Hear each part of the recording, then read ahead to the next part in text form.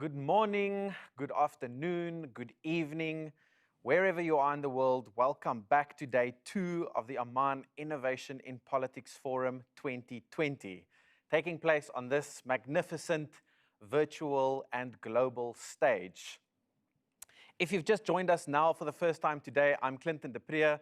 I'm your host for these 2 days, and we've been having some amazing conversations. So if you didn't tune in yesterday, I'm going to be honest and say you've missed a couple of great insights. But don't worry, you can, of course, watch the full recordings on YouTube or on Facebook via the FNF MENA accounts. Speaking of social media, we are going to continue this conversation of innovation in politics today on all social media accounts. So you can join in the conversation by using the hashtag #InnovatingPolitics, whether that's on Twitter, on Facebook, or even on Instagram. If you want to see a little bit of a backstage look for what's happening behind the scenes and what it takes to put together an event like this, if you're thinking about doing the same thing, then please do give us a follow on Instagram, on FNF MENA, and we'll be sharing some interesting behind-the-scenes stories for you there. So we're going to dive right in and move to Chapter 4 of the Innovation Forum this weekend. And the topic right from the start today is going to be on artificial intelligence, geopolitics, and information integrity in the MENA region. And for this, I'm joined by my moderator, Mr. Bashar Al-Halibi, who is a geopolitical analyst at Clipper Data NYC. Now, if you are wondering why Bashar is wearing a mask while joining me on this virtual stage, it's because he's actually here with me in the studio in Istanbul in person. How refreshing. Very.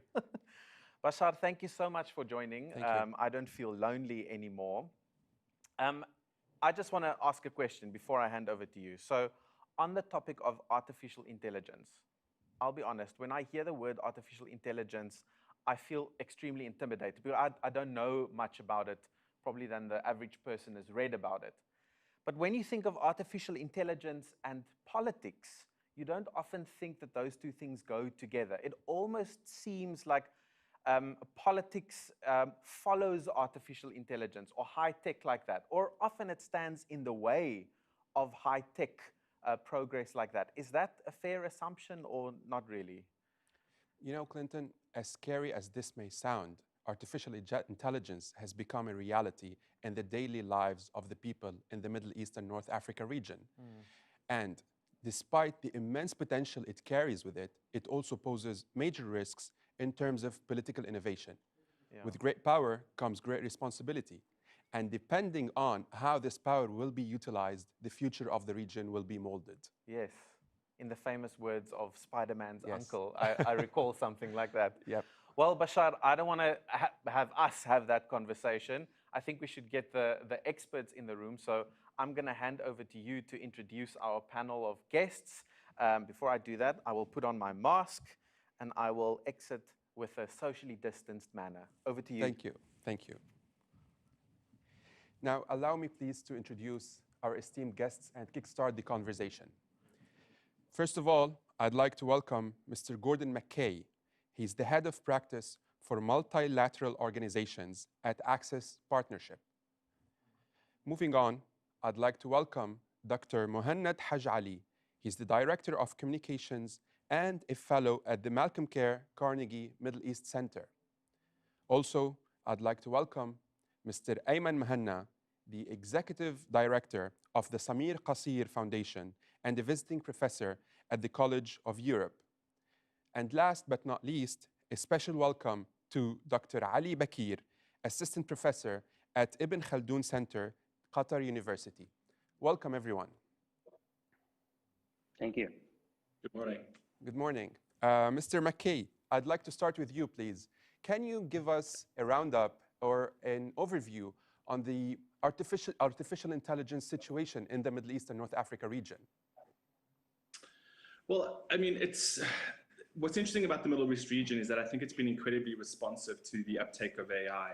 I mean, there are various reports being done by various stakeholder groups that show the significant potential of AI for the region. sort of a massive upliftment of GDP by about 320 billion US dollars by 2030. And the region has also been, recommended or commended for significant early uptake in a number of key sectors. So I think the Middle East is actually leading in some instances on AI uptake, which I think is fantastic, considering that in most developing contexts globally, countries are playing catch up. They don't really understand the technology. Policymakers don't really know how the technology works. Just like Clinton, right before you said, they hear AI, they get scared. And in this case, most policymakers should be getting scared because they don't really understand it. At present, globally, there are about 36 to 50 countries that are kind of working into or developing an AI strategy. These AI strategies are very diverse, very different. The cultural context of each of these strategies it means that there seems to be quite a great divergence in what countries are focusing on. But I'm pleased to say within the MENA region, you see very specific attempts to sort of adopt AI in terms of the UAE, Egypt, Saudi, the GCC4. All of these early adopters will see significant economic benefits to their economies ahead of 2030. Another question, please, allow me. How will that shape the lives of the youth in the region? This is always an incredibly complicated question, I think, because how economic benefits flow to the populace also largely depends on governance structures. And this is an incredibly complicated region across the world around governance issues and how the benefits of industries will partake. There should be a net zero positive for the youth, as there's a significant requirement that these countries start addressing youth unemployment, youth poverty, youth opportunities. It is a very young region. Policymakers are going to have to start addressing the ambitions of the young if they're wanting to stay in power and keep society stable.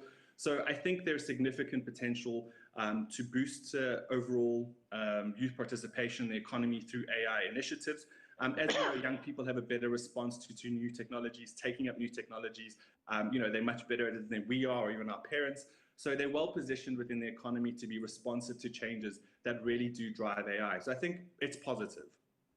Perfect. Mr. Mhanna, the past decade, since 2010, the region has witnessed major upheaval. We've seen radical groups take over. We've seen misinformation all over the news, attempts to shape the public opinion anyway without really fact-checking news or the facts in general. And we've also seen a conflict started due to misinformation in the region. Can you please give us also an idea about where we're heading in terms of information integrity?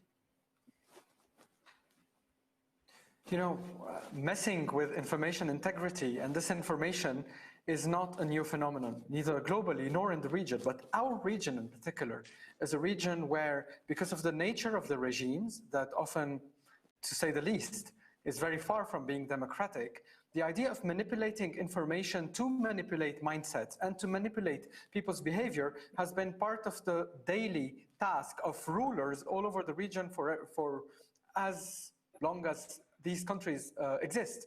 We are also in a region where providing people with information very often puts regimes at risk. So the idea of information blackout, of disinformation, of conspiracy theories, constituting the bread and butter of regimes in the region is not new. So as much as AI and all the tech innovation we'll be discussing bring potential, they also bring risks in a context where there are no checks and balances for how the information ecosystem is managed and is controlled by regimes. And the region, we talk about the MENA region as if it's one region, but everyone who knows the region knows very well that Tunisia is not similar to Syria, and Syria is not similar to Saudi Arabia, which is not similar to Morocco, which is not similar to Egypt. And the regimes are different. The societal relationship with the media sector, with information, is very different. So what we really need to look at is how to develop within each context the right mechanisms to guarantee access to information, full potential of what technology can bring in terms of openness, but at the same time, enough measures to create accountability, checks and balances, and measures to remove political capture or to reduce political capture over information systems, which might be very detrimental and destroy the net positive that Gordon mentioned early on. Thank you. Dr. Ali Bakir, The region also, in the past at least couple of years, has witnessed a flare-up in the geopolitical context. We have only recently Morocco, between Morocco and the Polisario, a new front is opening or might open. We have Libya, we have the East Med, we have only recently Nagorno-Karabakh between Armenia and Azerbaijan. Where do you think this geopolitical contest is heading?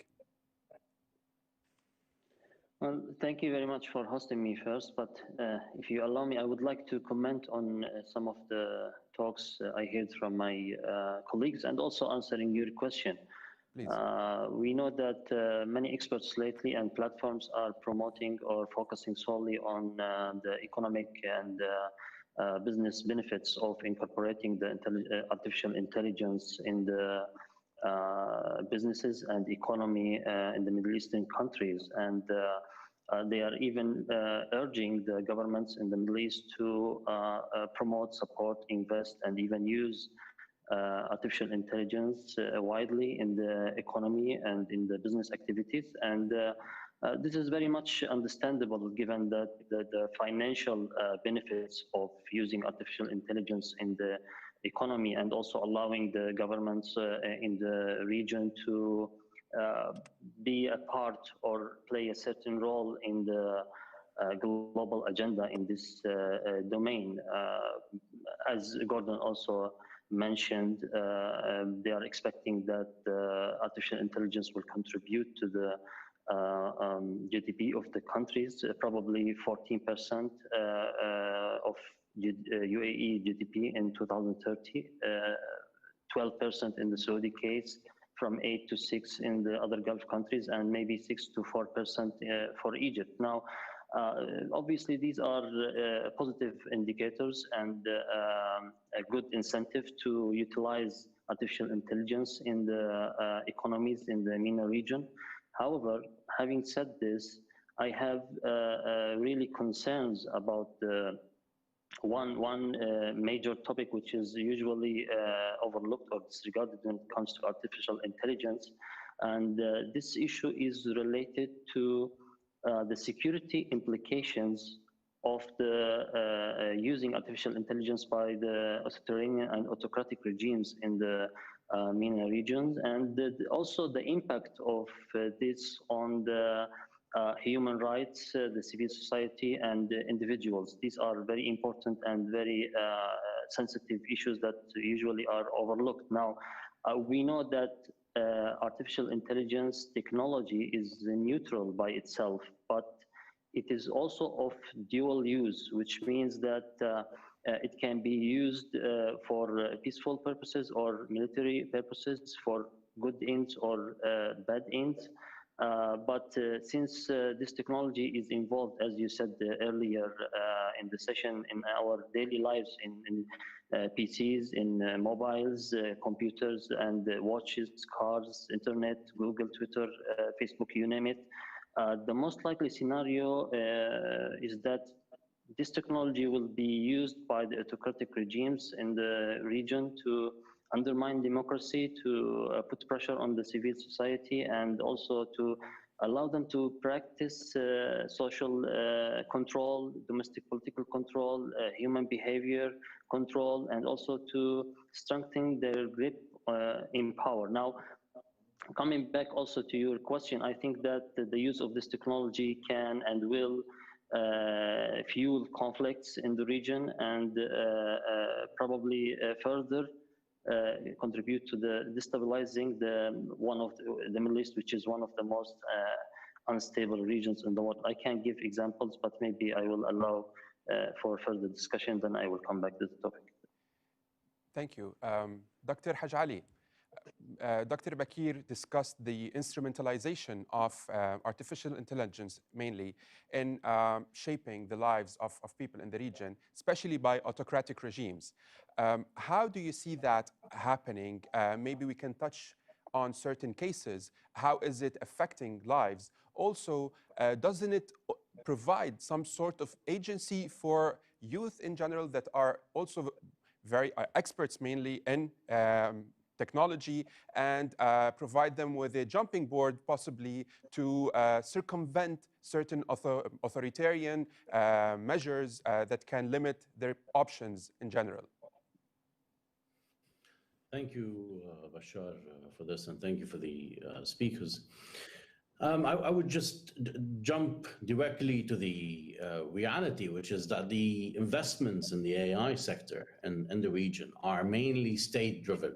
So it's even the reports and the numbers that we're mentioning here, these, I think, pretty generous expectations to the contribution of AI are based on a PwC report, which was published and was based on the investments of Saudi Arabia and the UAE in the field of AI, and the announcements and declarations of the interest in AI in general. I mean, for instance, the NEOM city project in Saudi Arabia, or the launch of the UAE strategy in 2017, as well as the establishment of the Mohammed Zayed University of Artificial Intelligence in the UAE. So there's a strong state investment of how much AI will contribute to the economies. But at the same time, what we see as, if you look horizontally at the investments of AI in our region, they're primarily in the field of surveillance technology. And this is something that is being also packaged within the Road and Belt initiative, and is provided mostly by Huawei, in addition to US companies and the US private sector, such as, for instance, Honeywell. So these investments are happening everywhere. I mean, in Saudi Arabia and the UAE, of course, you have these strategies, and they're investing in the in AI technology across the board, from education to other sectors. But when we look closely at how countries such as Egypt, where the internet penetration was until last year, the majority of Egyptians didn't have access to the internet. I mean, we're looking at huge problems here, and more structural issues. And the state is more interested in investing in AI technology and surveillance, basically the tag and track technologies that China is leading the way in.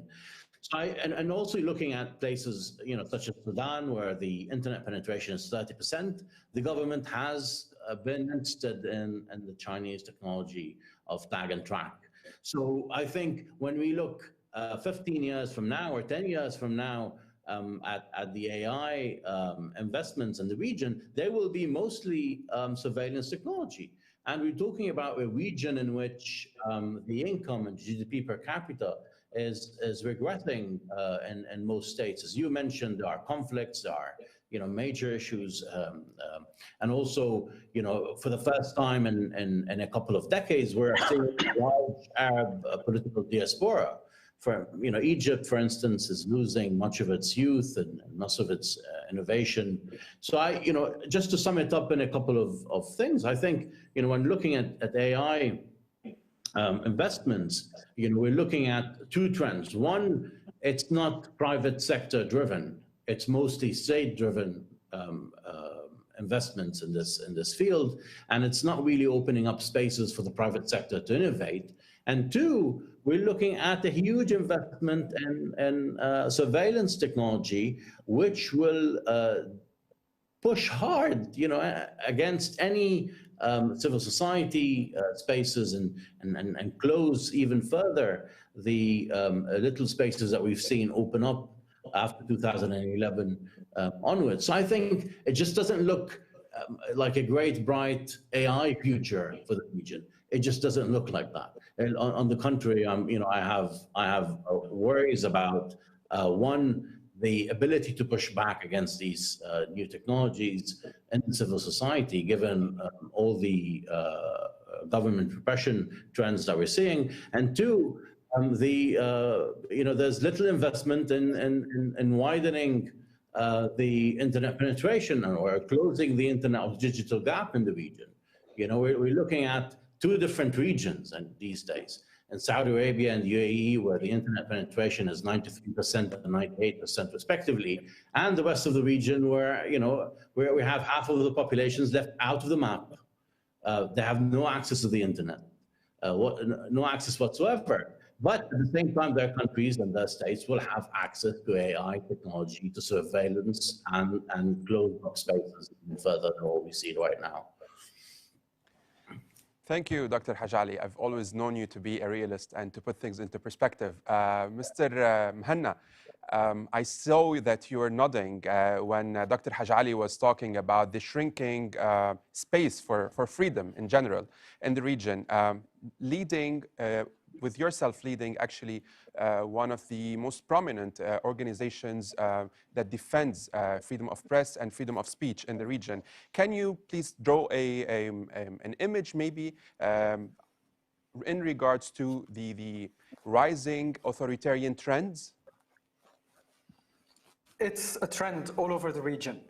And COVID-19 also added extra reasons for governments in the region to adopt extraordinary measures, emergency measures, and very often surveillance technology that is supposedly used in order to track the spread of COVID-19 was militarized or was used with a security perspective in order to further limit free speech across the region. I'll try to draw a certain broad image. You have countries like Tunisia that are progressing slowly but surely, but where the issue of political control and economic capture is still a major impediment for freedom of expression.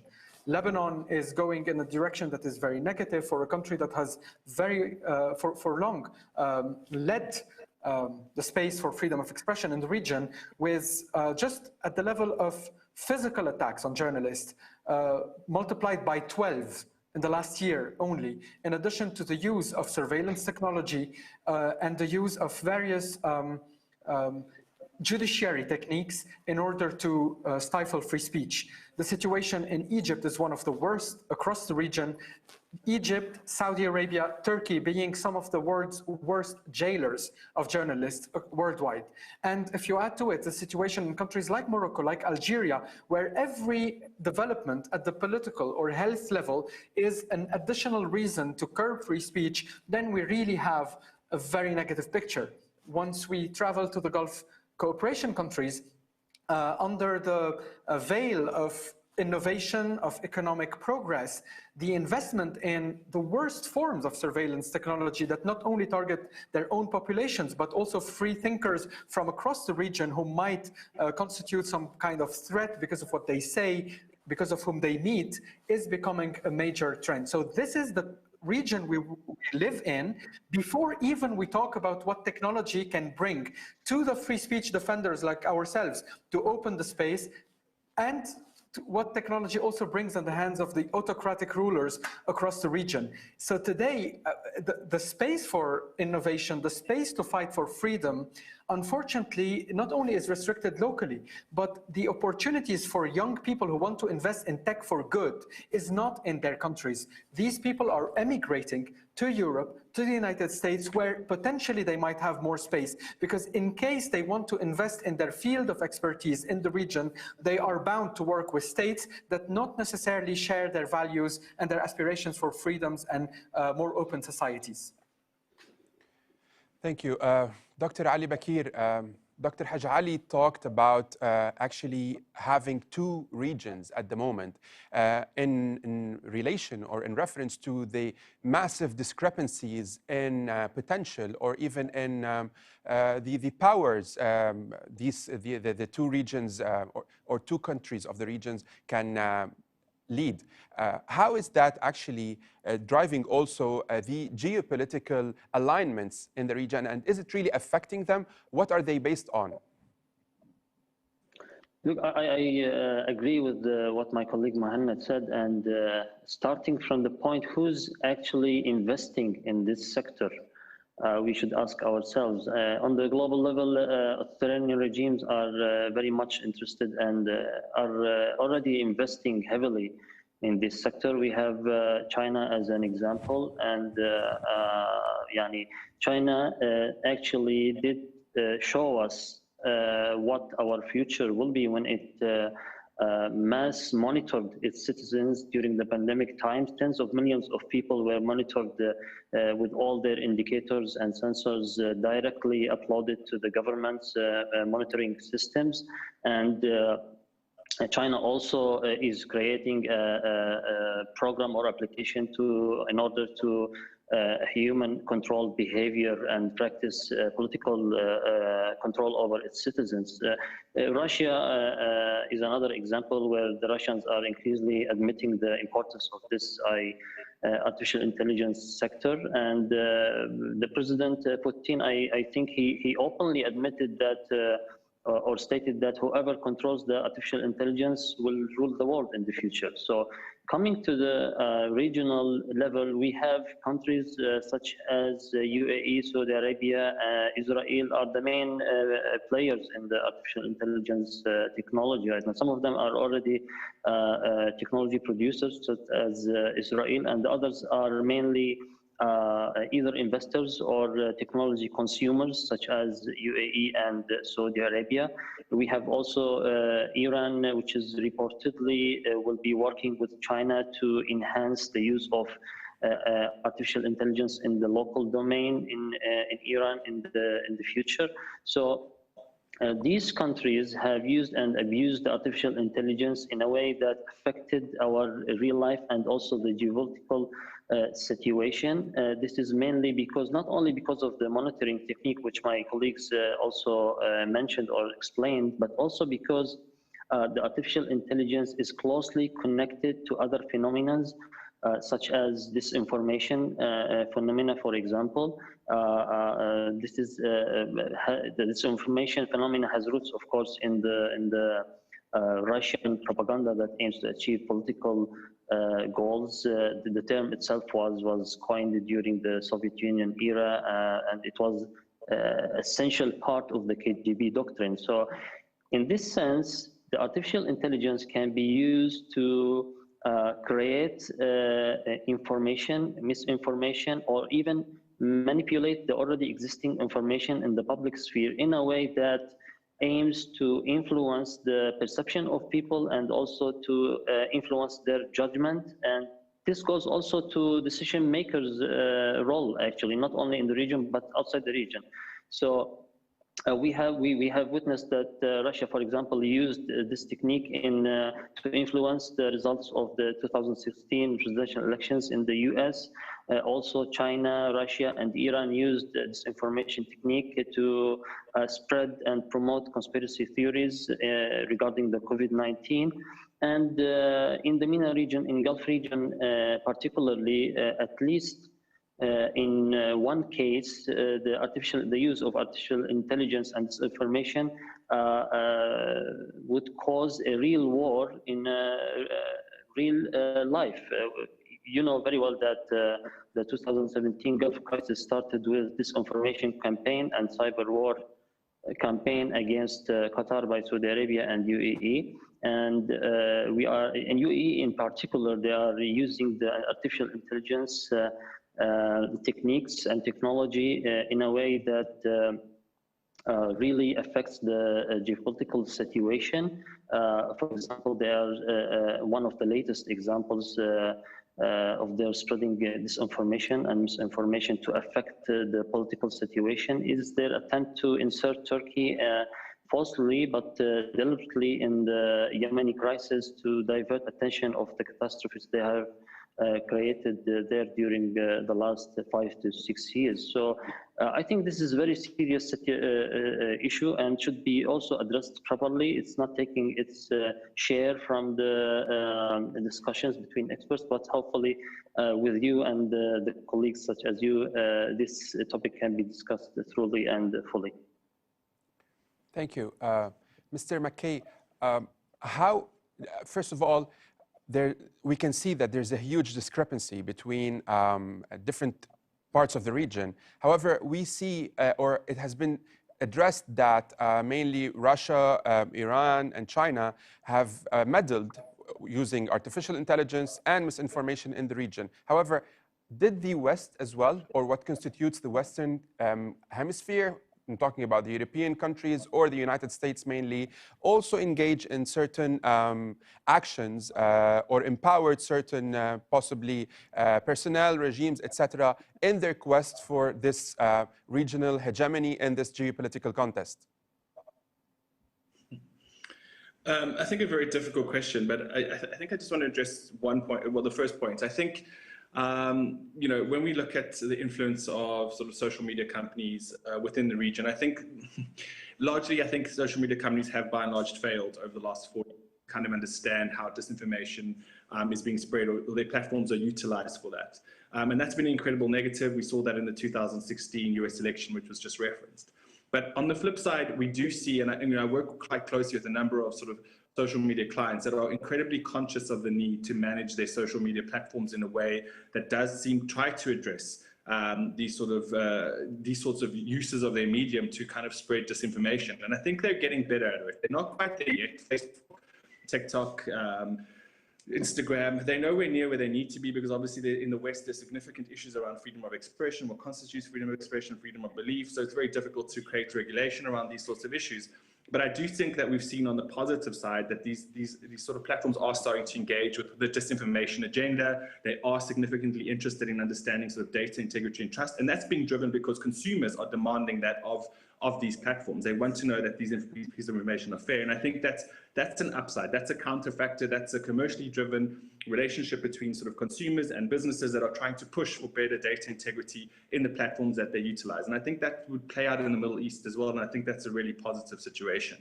I think we should also recognize that, you know, the West is not exactly perfect in the use of AI against its own citizens. We will know, for example, that the UK is one of the most surveilled countries in the world, or probably the most surveilled country in the world. The government started using sort of facial recognition technology outside major train stations in the UK without it being publicly approved. There was major pushback. There's significant issues around track and trace around COVID as well, specifically within the European context, where Europeans' human rights people have been fighting out against the fact that track and trace needs to end. There needs to be an end date to when those sort of technologies will not be used. And we must also recognize that governments around the world are enjoying, whether they're in democratic or non-democratic states, are enjoying the immense informational power that they are gaining through this technology over their citizens. So while it might be exceptional in autocratic regimes here in the Middle East, we mustn't forget that similar practices are taking root in Western democracies. And even in those democracies, it's incredibly difficult for civil society, for parliaments, for the public to actually maintain or understand how this information is being used. And partly that's because people just don't understand the technology. They don't understand how powerful the technology is. And frankly, you know, whether it be in the West or the Middle East, there's an intense need for civil society to drive education and information campaigns that allows people to make decisions on behalf of themselves for the type of information that they're consuming and how they're able to verify it. So I think that's an important component of what we need to talk about as well. And then in terms of the sort of possible geopolitical warfare, you would have known that during COVID-19, we've seen the highest incidences of cyber war between states. From when COVID hit in March until now, we've seen an unprecedented level of attacks among states, to the point where various initiatives or criticism were reached or kind of brought up at the UN General Assembly this year in September. And there's an intense need there's an intense push by states headed by France to try and find solutions to creating sort of a greater environment around digital cooperation, about the fair use of AI and new technologies in cyber engagement. There's an intense work stream being done about how much of existing international law applies to the norms of these technologies, or whether new norms need to be created and what states need to sign up to do that. So I think it's also encouraging and positive to see that there are initiatives being taken at the multilateral level to support this. And then, of course, there is a significant attempt by the United Nations also to make sure that these sorts of technologies are used in a humane and open and human rights centric way. Now, obviously, states will sign up to a whole bunch of obligations and never fulfill them, particularly in autocratic regimes. But I think it's not unimportant that civil societies in all regions of the world have an outlet to the multilateral level to place huge pressure on the United Nations, on global companies, because obviously, by definition, a lot of the companies that operate have global business models, and there's significant amounts of pressure being applied to the big six on how they manage this. And I think, as I said, I think they've come a long way. I think they're doing very positive moves to make sure that their users are reassured about how their data is being used. So it's not all doom and gloom, although I do recognize that the Middle East and its autocratic regimes do specifically create quite specific environments in which the technology can be abused.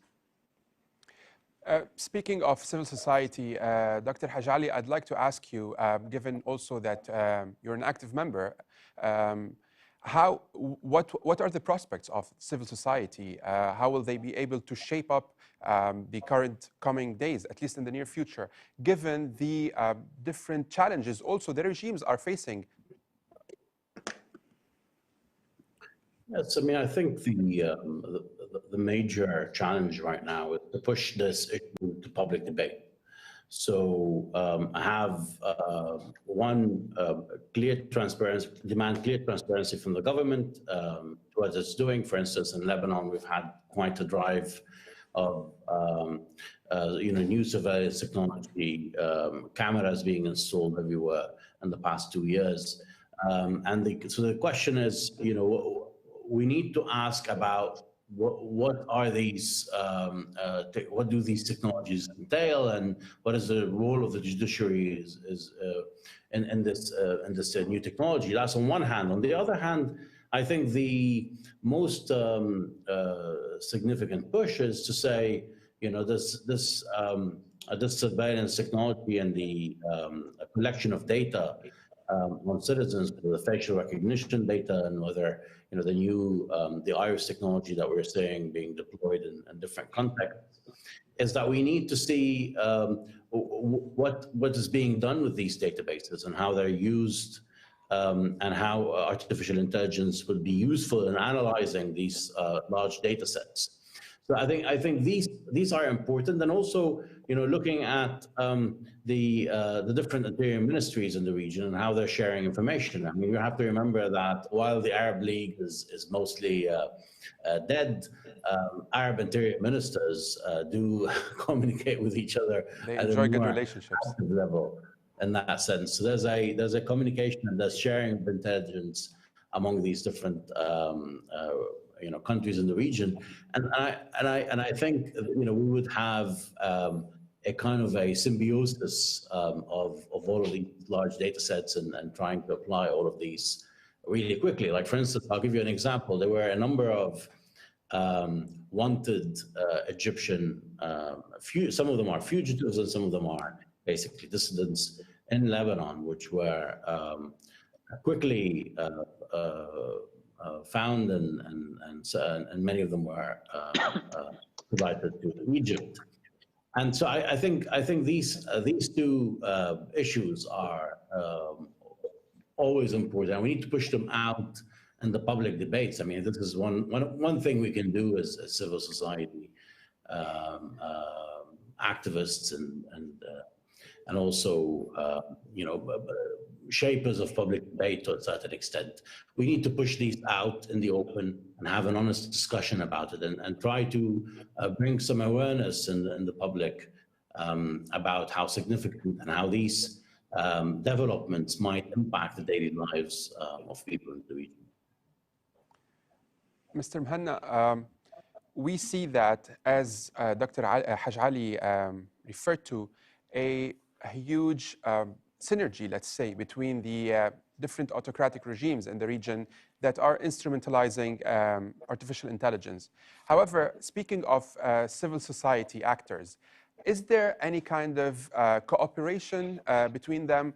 Are there any resistance techniques that they might interchange among each other, or expertise? Do they have any kind of strategy or plans to actually also instrumentalize the technology at hand in face of the regimes? All positive forms of cooperation are still, unfortunately, at an embryonic level. At least conversation about that has already started. If I take Lebanon as a small example, the Coalition for Freedom of Expression that was announced in July not only is talking about the daily violations that the government is responsible for in Lebanon, but we're also having conversations, and very soon there will be a big event with social media exchange SMEX, Bread and Net. Bread and Net and SMEX are connected with many other people working on in the field of digital rights across the region. But why is it still at an embryonic level?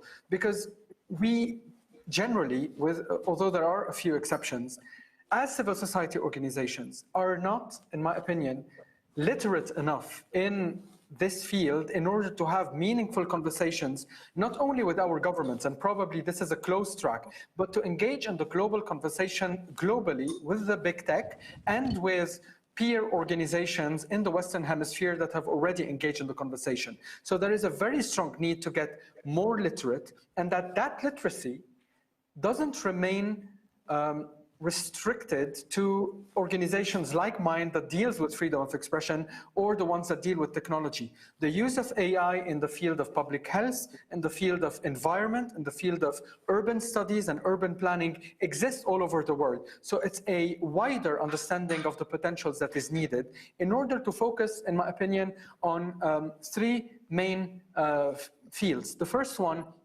is open data and open government.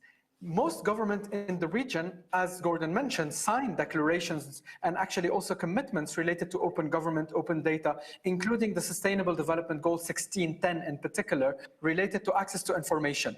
So if we put enough pressure on that field, we might have access to some of the data that governments have and others have, which can train us in tech for good and AI for good. The second major track I would mention would be strategic litigation.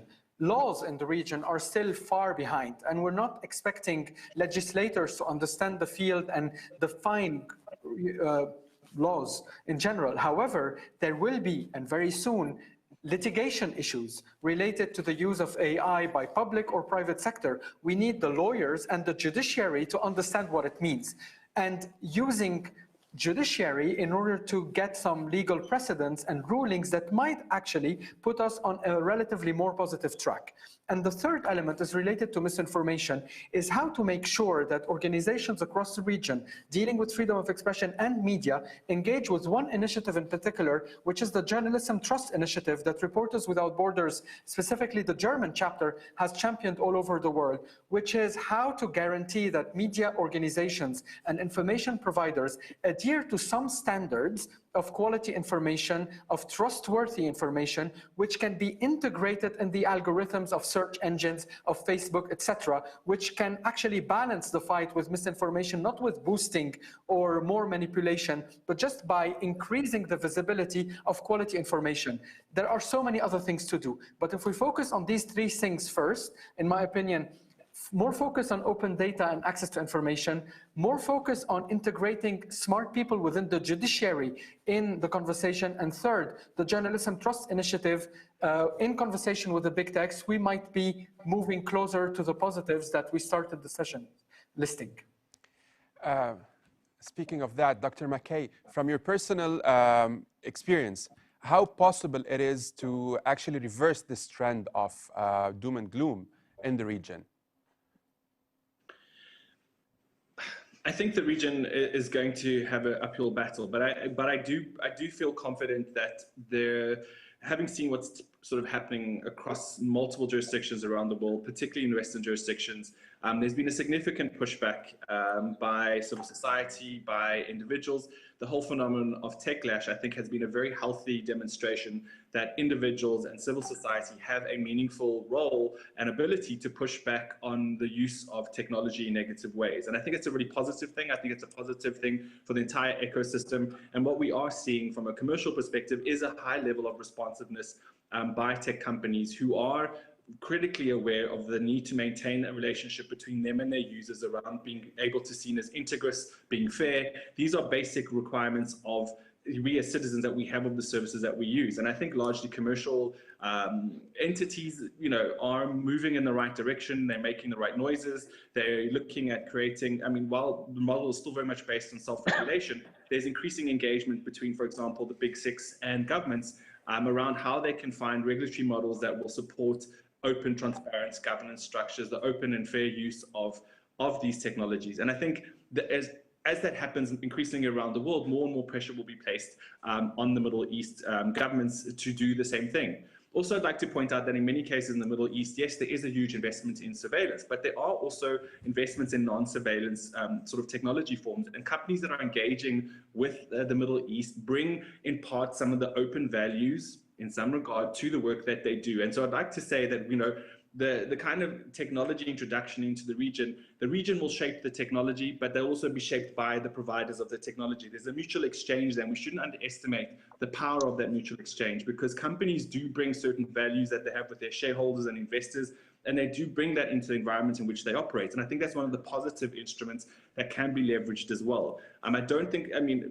as an outsider to the region, I don't think it's all doom and gloom. We know this region is incredibly resilient, it's incredibly youthful, yeah, I think there are a lot of things that stand against a more open and transparent governments in these regions. But I'm always kind of look at what I think are positive investments in what can change and shift the environment. And I still believe that, you know, technology will be one of the opening factors, one of the factors that will drive more openness in the region, because I don't think autocrats can fully control it. I come from a developing country. Our government is usually incompetent and autocratic, and technology gives us the ability to hold them to account. It gives us an ability to communicate. It gives us the ability to drive civil society actions. And I think this is something that is hugely significant. Dr. Bakir, we've seen that regional hegemony, to a certain extent, has been tied by certain actors through two main tenets of their policy. First of all, their wealth, in addition to their acquisition of high tech in general. Why isn't that the case for other, for example, wealthy nations? For example, why isn't Qatar on the same track as the UAE and Saudi Arabia? What's different? Well, of course, this is a very critical issue, but for Qatar, the priorities are different than those of, for example, let's say the Emiratis or the Saudis. And this goes back at least to the beginning of the Arab revolutions, if we want to say, and where each of those two camps had his own priorities. And obviously, the Qataris were pretty much okay with the social and political change in the region, and they wanted to be part of it, and they wanted even possibly to lead. But on the other hand, we had like a very conservative and autocratic states. Like actually, there are those who can say that a police system state like in UAE and Saudi Arabia, they thought that this kind of change would definitely influence them negatively and lead apparently and ultimately to the change in the regime itself. So this was like a ultimate threat to them, and this perception also applies to the when it comes to using technology and using artificial intelligence, also technology. Like Qatar is now pretty much investing in developing its infrastructure and preparing to hosting a World Cup, and they invested a lot of money and a lot of technology in this regard. But the priorities for the Saudis and the Emiratis were totally different. For the Saudis, for example, we have seen how they abuse technology, artificial intelligence in a very bad way to follow opposition figures living in US, in Canada, in Turkey, and even murdering some of them like Khashoggi. And on the other case, also the Emiratis have abused this technology in a very bad way to fuel the regional conflicts and also to advance their interest in a way that would protect the regime itself rather than to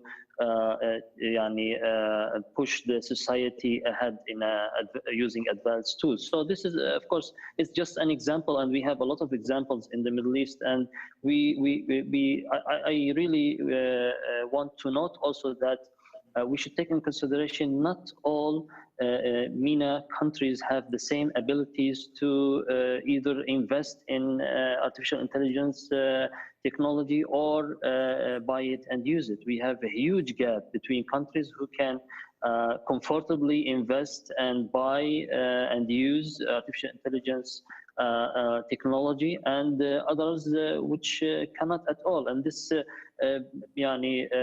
bring our attention to the great gap that exists between the two categories, and which is expected also to increase during the coming years in this sense. And this increase in the gap will definitely leave its impact on economic, social, and political level between countries of MENA region.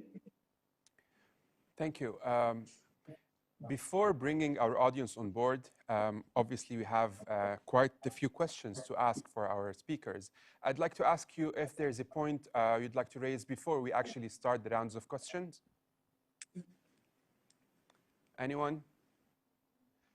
All right. So, yes, Bashar, just yes. one point is related to, we spoke a lot about AI and politics, and with the idea of how governments can leverage AI to surveil, etc. What is broadly missing, not from, I mean, I know that it's related to time, is AI and policies. Please. There is a potential that, and this slightly brings me closer to Gordon when it comes to tech for good. There are possibilities related to, I mentioned urban planning, public health, to deploy AI-driven policies in order to provide better healthcare, in order to provide better organization of our road system, of our transportation system. And this is where, for example, the private sector is trying to invest. Yes, the private sector doesn't have the data sets that the larger governments or wealthier governments have, but these are areas where there are some breakthroughs from very talented people in the region. And I think that for countries like Lebanon, if the situation were more stable, but even countries like Tunisia, countries like Jordan, starting there in order to improve circulation in Amman, in order to improve how, the distribution of drugs and medication across Tunisia, these are elements where real progress can be made in a foreseeable future.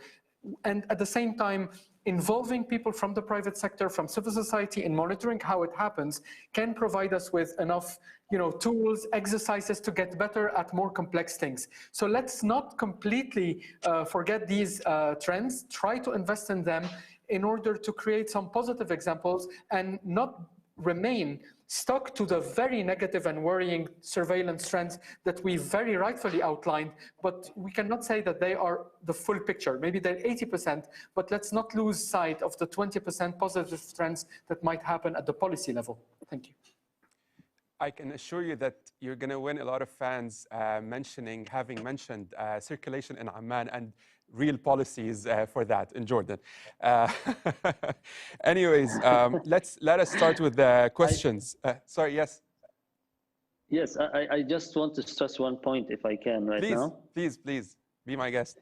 Yeah, I don't disagree with my friends, and it's definitely important to stress on these points, but also we should bear in mind always that artificial intelligence technology is neutral by itself, but the problem is that it's mainly related to who's investing and who's using this technology. And unfortunately for now, of course, there is a space for the private sector, and I think that the private sector should take the lead in this sense for the obvious benefits that my friends cited earlier. But unfortunately, the leaders in the investment in this sector are the governments themselves, and the main users of the artificial intelligence technology are also the governments. And living in one of the most unstable regions in the world, and having witnessed many wars and crises, and trying to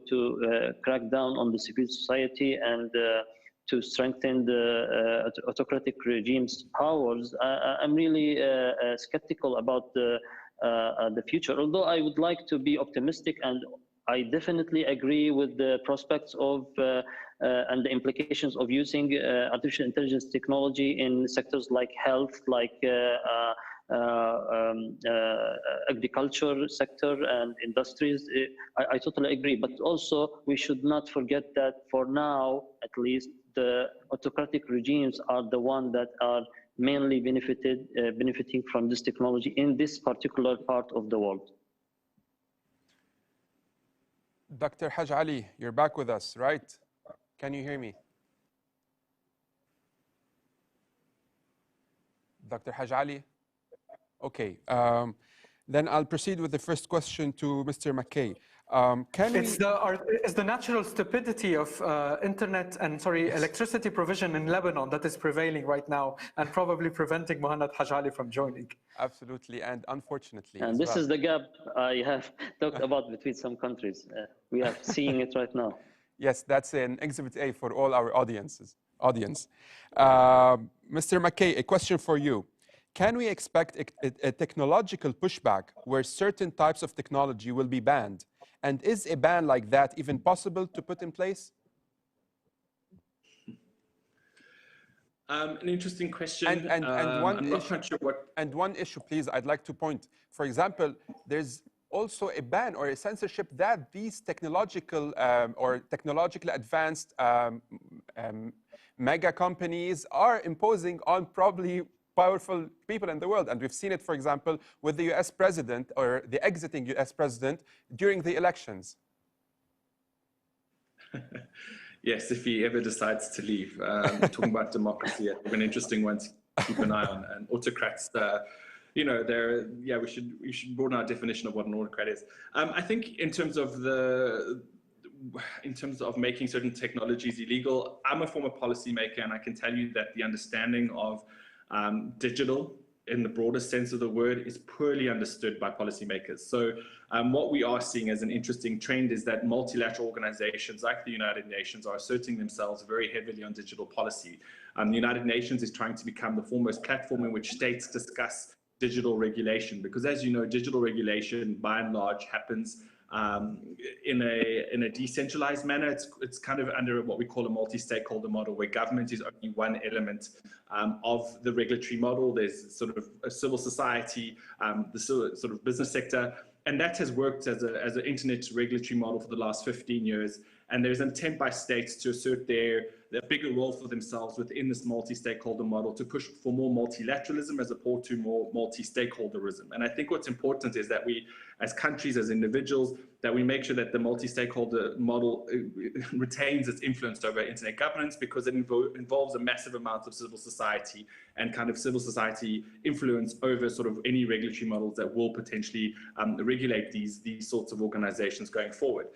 That said, I don't think we will see a massive amount of making banning or making these things illegitimate. I think technology companies, by and large, are ahead of the game. They're playing a huge education game with regulators, and regulators are playing catch up. Even in countries like in Europe, where policymakers perhaps have a better understanding of these issues, there's still a significant gap between what is happening in terms of how these platforms and the potential negatives of these platforms are playing out in society in real time, and how regulations are playing catch up. So for the foreseeable future, I wouldn't say there will be a clampdown, but I do think that post-COVID we'll see a resurgence of sort of a more tech-lash model. People are worried about track and trace wherever they are in the world. In the country that I come from, in South Africa, the government has taken huge liberty around using that data. They plan to continue using that data, and it will be interesting to see, for example, whether that is a technology form that tech companies will be willing to turn off, prevent governments from using how they use that data. And I know, working on the commercial side of this, that this does create a lot of discomfort for tech companies who, by and large, have principles and values that aspire or support openness. And it will become interesting to see in that specific element how they respond to it. But like I'm saying, hugely saying that these platforms are making huge progress, and I think it's positive on the net effect, and it's moving in the right direction. Thank you. Dr. Haj Ali, can you hear me? Yes. Perfect. Yes, I can hear you very well. I have Sorry a question. about that. No, no. As Ayman said, there's the electricity and internet, structural issues in Lebanon.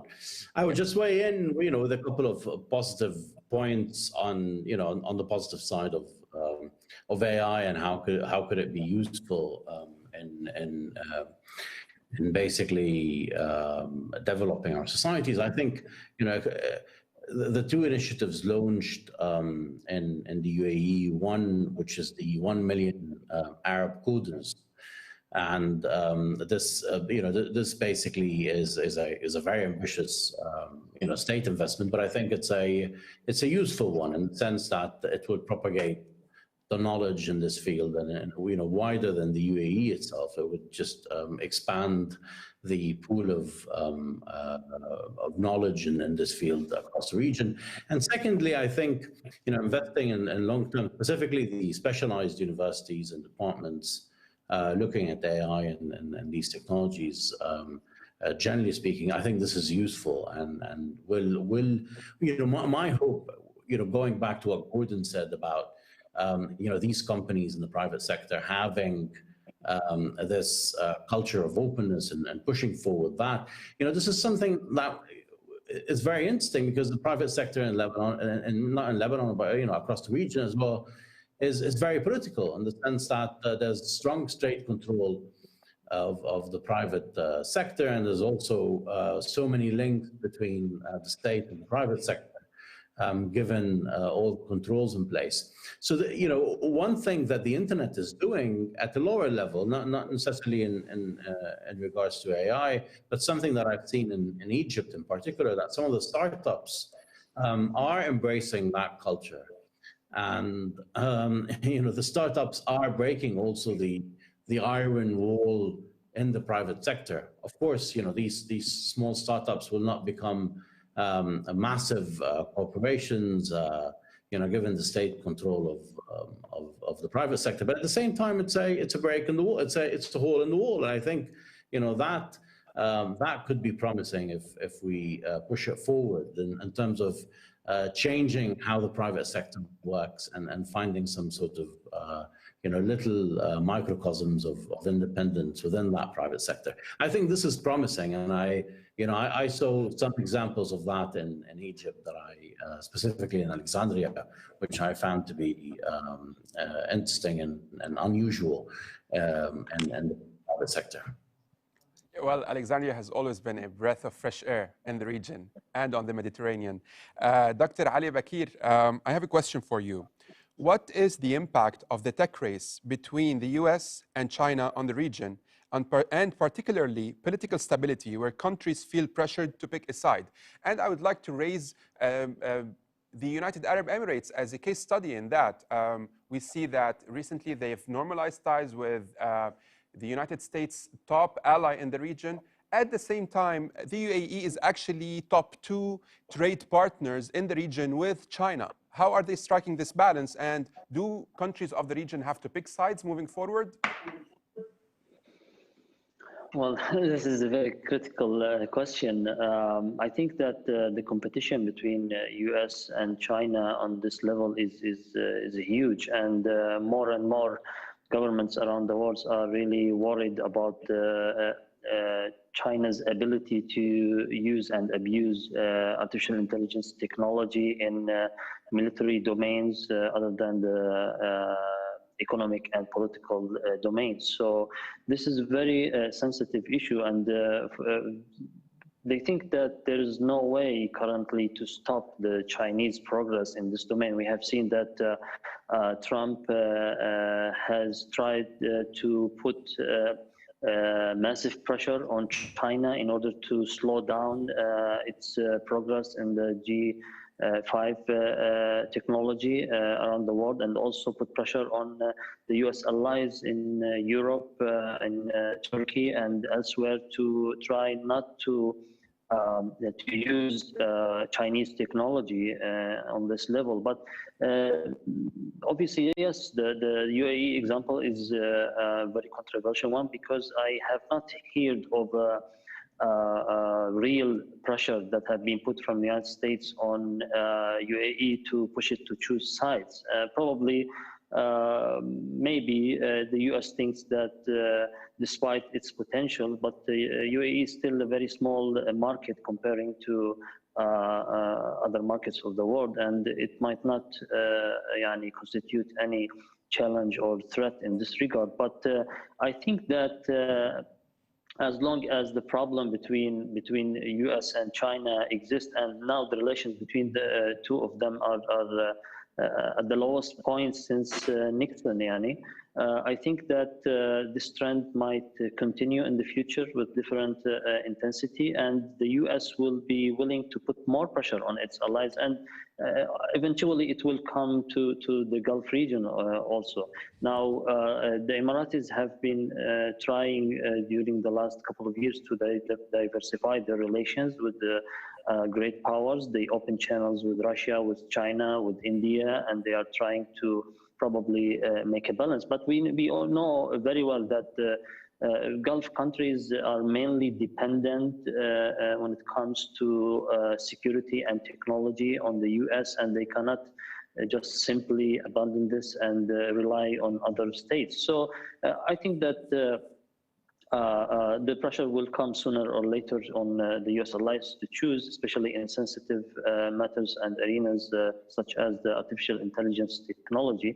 But we will see how this will evolve eventually, and which trend might take in the coming period, especially now that we are posing ourselves to witness a kind of a change with Biden's administration, if Trump was willing to step aside and facilitate the transition to the new president.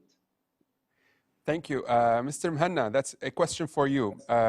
Given that you don't only champion freedoms in the region, but you also have an experience to a certain extent in the democratization process. A question around the, excuse me. So what is the impact of technology like deep fakes on elections when it feels like you can't even trust your own eyes on social media anymore when you see a video? Look, people were very, very scared of deep fakes for elections. Of course, it's a real problem, but I think the problem with disinformation in elections goes beyond specific types of technology like deepfake. It is the entire ecosystem of misinformation, of manipulation. I'm not a proponent of addressing deepfake. I'm a proponent of actually a very robust strategy towards safeguarding information ecosystems, and deepfake is one of them. So this is where we need to all move forward in a concerted direction. We need to engage with the big tech platforms in a very important political conversation about their moral, societal, and political responsibility. I'm not talking here about people in a Senate or in a Congress grilling Zuckerberg or Bezos or everyone else on what specific type of technology. I'm talking about the same type of conversation that was held with the car industry about seatbelts. I'm talking about the same type of societal conversation that is needed that was held with electronics. Manufacturers about the safety of their electric wiring to prevent fires. Yes, I'm trying here to give a very tangible example, but let's not wait for the first death in order to realize that disinformation kills. There is a very important societal conversation to be held, and we in the Middle East and North Africa cannot leave this conversation only to our Western partners and colleagues. This is why it's a comprehensive strategy for media, information, and digital literacy that is required at the level of all political players in order to have this conversation and discuss together win-win solutions that are the only way out of the problems we're all encountering. Thank you. Mr. McKay, an example for you, a question, sorry, for you. So people are wondering, how can the digital divide in the region be bridged in a way? And their main concerns that are being raised is that some parts of the society are clued with or equipped with the latest tech, right? However, others are not. And this is opening the space basically for the exploitation of the underprivileged parts of the society in the region in general. How can we bridge that? So it's interesting, again, the Secretary General on the 11th of June this year launched a digital cooperation roadmap that the UN has launched. And one of the key pillars of the roadmap is very much a specific focus on bridging the digital divide, but beyond that, also talking about not just necessarily the infrastructure to bridge the divide, but how to actually make sure that there's a substantive value to the use of the internet. So the actual quality of the access is something that needs to be measured as well. So it's not just do people have an ability to access the internet, because the 2G access is not the same as a 5G access, as you've just pointed out. So there is an underclass developing. I think states are increasingly aware that this needs to be responded to and developed. And what's interesting is there's a strong corporate response from companies like Facebook. I mean, people think of Facebook as a social media platform. It's also one of the most significant investors in connectivity of digital mediums around the world. So they're actually creating the infrastructure necessary in parts of Africa. I'm not sure about the sort of exact portfolio within the Middle East, but companies themselves are seeing this divide. They're seeing a need to address this divide because they want to be linked to consumers at every single level. And again, I think this is a positive around sort of the economic mechanism or the market mechanism where companies themselves are finding the solution. They've identified a problem. There's a significant number of people who are just not significantly connected to the net. They want to reach those people. They want to be able to access them. And that's a good thing. And I think that will drive greater connectivity around the world. We'll definitely see an uptake in Africa and India, in significant countries where there's still massive amounts of sort of under connection. But I think what's important is that the debate is also moving to the next level about making sure that there's a meaningful connection to the internet. And one of the great things that has come out of COVID is, again, this reassertion that how do we make sure that digital infrastructure supports the needs of society, to make sure that people can be educated, that there's a response to sort of health questions. And there's been a strategic recognition by states that they are vulnerable when their populations aren't as connected. So I think this creates momentum for connectivity. Obviously, within the Middle East, you have your barrier of autocratic regimes who might not want to have support broader connectivity amongst this populace, and those sorts of things need to be overcome. But overall, I think states at every single level, no matter what kind of leadership they have, recognize that going into the 21st century, if you're going to have a country that's not connected, that is not going to be contributing significantly or accessing the benefits of technology, you're going to be left behind. So, and autocrats will have to respond to that in some significant way going forward, because they cannot have their societies they find, because by definition, they will themselves become weak, decrepit, and unable to compete. And AI is a technology. It's going to fundamentally change the current environment. And there's a big fear that countries that are late adopters, that don't start being responsive to this, are going to be left in a new Stone Age. And that's going to leave them weak and vulnerable. And even autocratic governments don't want to see that happen to themselves. Thank you for touching on that. And I'll move to Dr. Hajali to ask this specific question. And I feel that this question is actually coming from Lebanon. So they're asking, how can we expect politicians to introduce regulations to the tech industry when they themselves broadly don't even know how the tech works? And add to that the fact that Lebanon is actually lagging behind, and it actually risks, with the financial meltdown it's facing and the political upheaval anyway, or the status quo, it also risks being left out in the Stone Age. How sustainable is the Lebanese model right now? Thank you for that question. I think it's very important to understand in terms of policy making how to set our priorities. The first priority is increasing connectivity. I mean, if you have half of your population left out of the connectivity, basically like in Egypt, you have about 40+% still out of the how they have no access to the internet. The priority is to resolve this issue. And secondly, I think the second priority is to increase high-speed internet and connect more people to that. And this is a question in Lebanon because we've had the fiber optic network installed for quite some time, but there was, as in everything else, some political discussions over whether this should be activated now and how the politicians can make the most money out of it, given the power sharing system in Lebanon. And the increasing the level of connectivity will have political implications. That's the big concern by these governments. But in reality, if governance is so bad, there will be political implications anyways. And this is something that we're seeing quite a lot in Lebanon and other places. So I just don't see causality quite strong. So maybe if we make the argument to these governments that connectivity will not mean necessarily that this means that more people will be challenging authoritarian governments, maybe then policymakers will be more convinced that connectivity may be a good thing in terms of development and all that. But in terms of looking at the set of priorities, it's quite a concern that some are jumping on the AI bandwagon, specifically the AI surveillance technology, and half of their population is out of, they have no connectivity at all. That says a lot. I think that says volumes at how governments operate and how they set policies in that sense. But just one last piece of information on this in terms of policy making is that there was a study last year which found that governments with high military spending tend to invest more in AI surveillance in the region.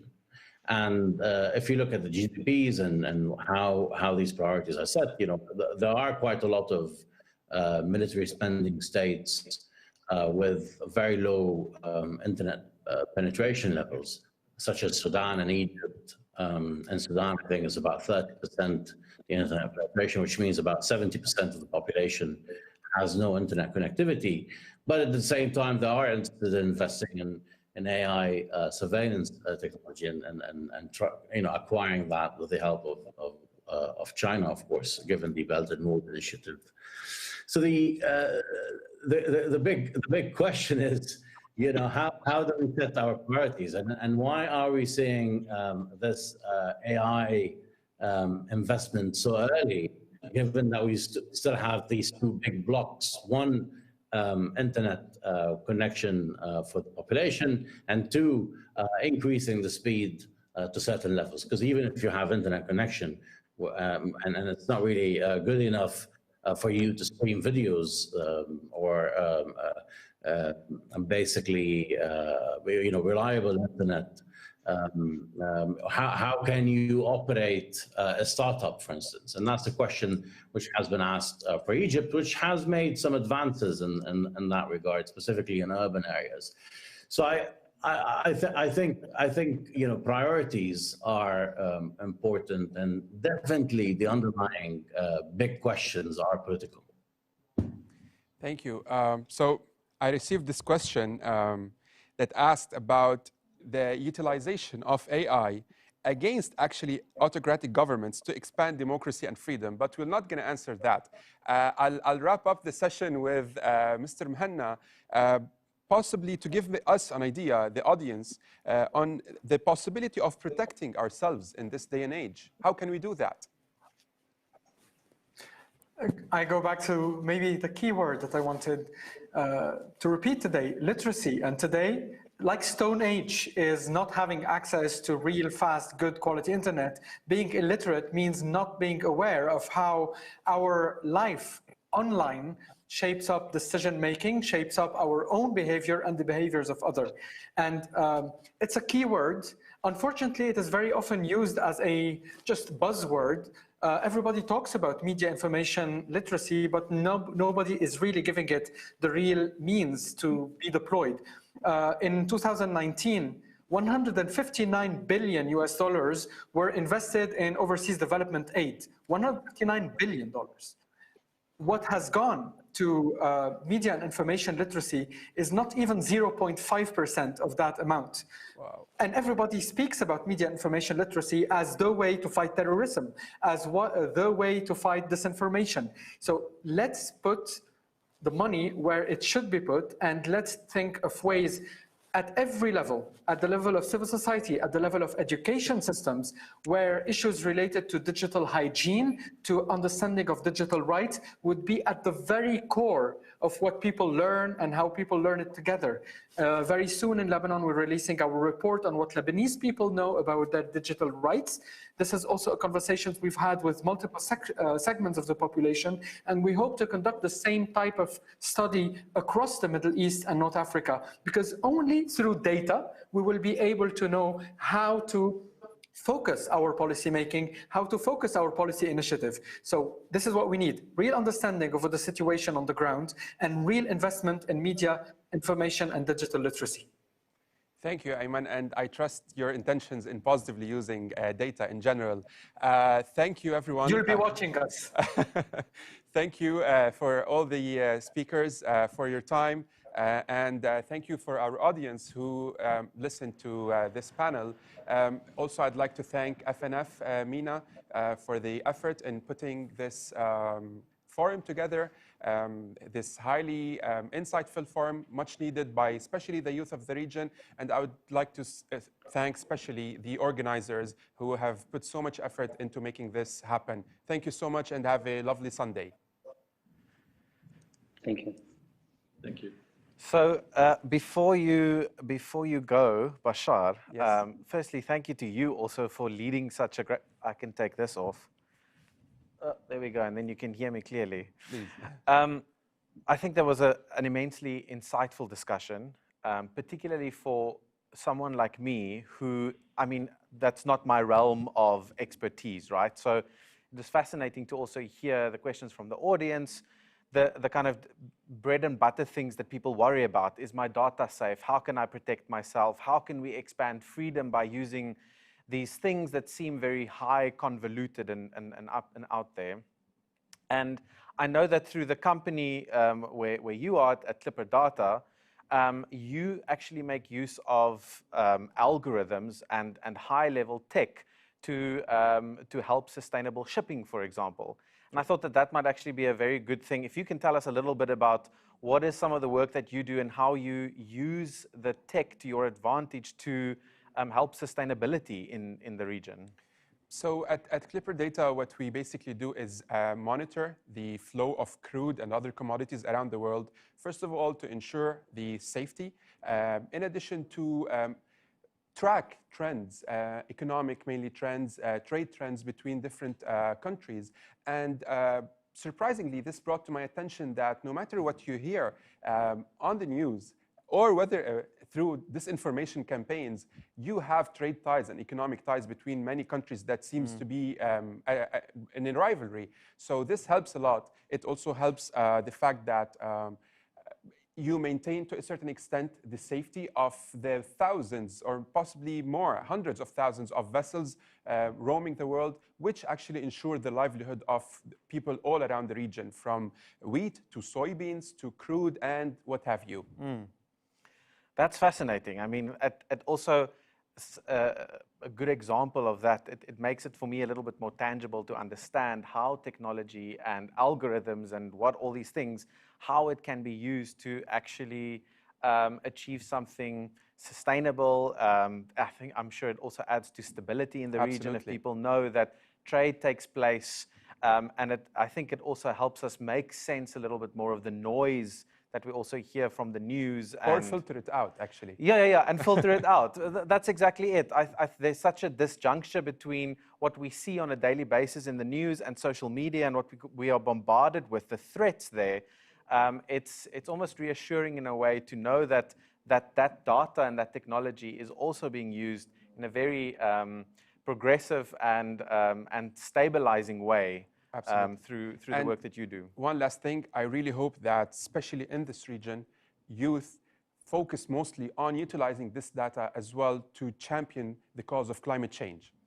Yeah, I mean, it's like, I think it was Amman that said, it's, that the technology in itself doesn't have agency. No. It is there, it is the tool. Everyone mentioned this, all speakers. Yes. Yeah. And it's who is holding the tool that is determining the agenda of that piece of technology. And that for me is also reassuring in a certain way that the challenge is there, but that the answer also lies within our hands and how we educate people who are using those very tools. Exactly.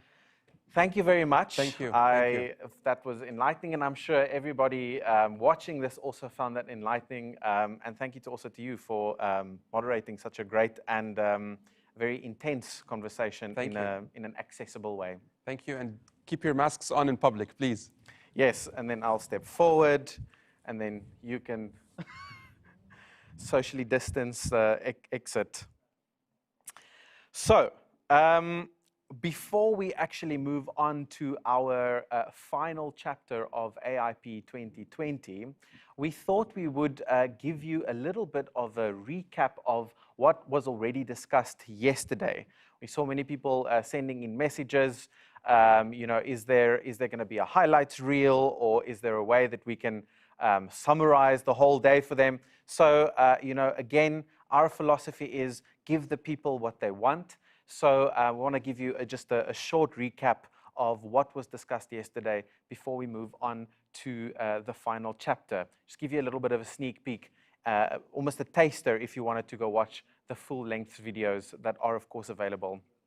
So we heard firstly from Dirk Kunze, was the regional manager, or he is the regional director of FNF MENA, of course. And in his opening remarks, we heard his thoughts on why open innovation is important now. And we can look at some of the highlights of his speech now. Yeah, let me state the obvious in this very moment.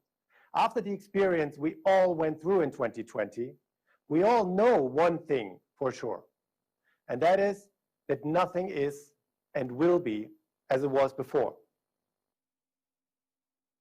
And if you engage with the topic of innovation, you will quickly come across endless examples of how innovation shapes the business models of many companies. Think about this. I'm sure somewhere in your home, you have a box or a bag of Lego blocks. Here, in the MENA office of the Friedrich Naumann Foundation, we, for example, use the Lego series play technique in our workshops. Not only because it's a great way to spark the right conversations, no. Essentially, the concept and idea of Lego is just like the Friedrich Naumann Foundation. We don't have solutions, but we have the building blocks to spark the creativity to shape them. We provide this big square-shaped base plate of Lego on which you can build and construct your models, your thoughts, your approaches for a society that you want to live in. You can invent alone, but you cannot innovate alone. Let us not surrender to the current conditions. Let us once again turn a crisis into a change. Fantastic.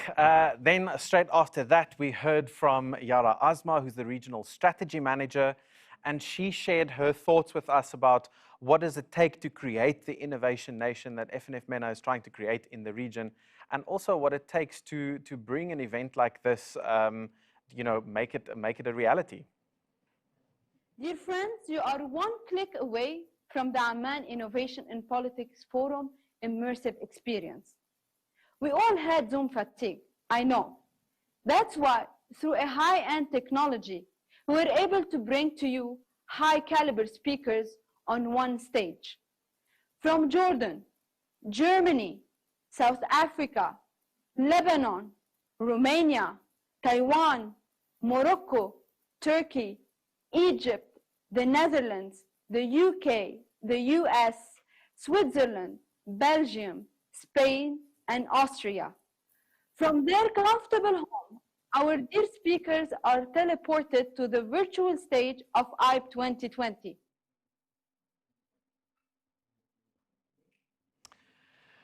Yes, magic. So after that, and thinking or hearing a little bit about how this event was put together, we dove straight in, and we looked at our first chapter that was on the power of networks. And this conversation was facilitated by Marike Groenewald. And we heard from them about what it takes to authentically connect with people and build a network, both in person and in an online way that we see now. And more importantly, how we can use that network to also affect change in the region. Then after that, we had Joseph Lensch launch an exciting new initiative in the region. This was the I Values Rethink Politics in MENA region project, where they seek to find and support those innovators that are already making change in the region.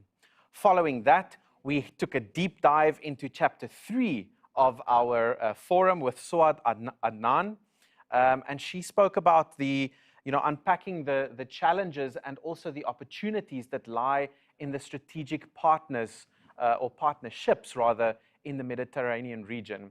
And then finally, yesterday we wrapped up with a fascinating fireside chat between Yara Asma and Steve Clemens, who's the editor-at-large for The Hill in Washington, D.C., on the impact of the current political climate on also the future of policy making in the region. So, if that was enough of a taster for you or not enough of a taster for you, then I suggest you maybe put aside the Netflix for one night and check out the recordings, the full recordings of these fantastic sessions that are available on YouTube and, of course, on Facebook. Just go to the accounts of FNF MENA for those recordings. Right, as we've heard so many times today and also yesterday, we know that innovation as we know it is more than just technology. It's progress despite the challenges that we face, and often with very, a lot of constraints and very difficult circumstances that surround the people that have to innovate within those circumstances. And these unreasonable constraints, from geopolitics to the digital divide that we heard, there are so many constraints that impede our ability to innovate. And in fact, we know that it is those constraints that often allow people to innovate despite those constraints. It's almost like a pressure cooker. It's the pressure that allows people to come up with great ideas. So from AI and geopolitics, we now shift our focus to gender politics for our fifth and final chapter of this forum. And this links back to, or this will be in two parts, this chapter. The first part, we will hear from a very special guest, also an expert in the field that joins us all the way from Taiwan. So Audrey Tang, we mentioned her yesterday. Audrey Tang is the digital minister for Taiwan. And they were also the youngest minister, actually, at the age of 35. And Audrey is also well known for being the first transgender and non-binary minister in the world. So I can think of no better expert on this field to address us and share their thoughts with us on the intersection of innovation and gender politics. So Audrey, over to you.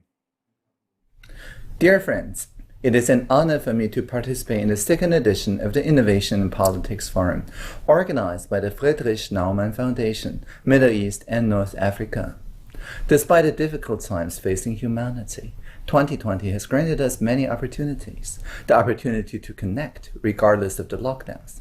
The opportunity to develop and redefine priorities on the individual and communal levels, as well as the opportunity to explore our boundaries and use technology to defy the boundaries.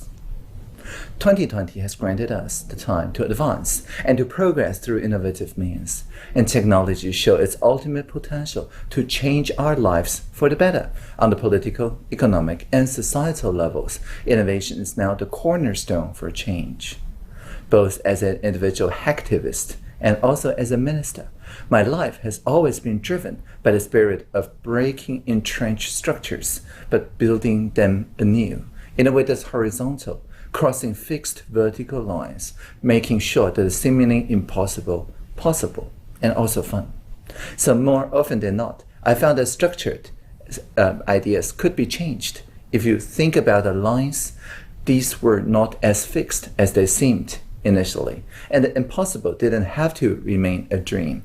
If someone simply made the effort to question existing arrangement and dare to introduce new ways of looking at the world, then if we start thinking outside the box, introduce the unknown mechanisms that are become known, then this work will suddenly open up new pathways in front of our eyes, and that gave us whole new perspective to how social cohesion is possible. Among all topics that I have tackled as a political active figure so far, gender equality has always been especially dear to my heart. It is a topic surrounded by particularly encrusted structures, the lines that go as far as eyes can see. And for many women and men and transgender people all over the world, gender equality feels like a concept that they will not see accomplished during their lifetime, especially around this corner of Earth.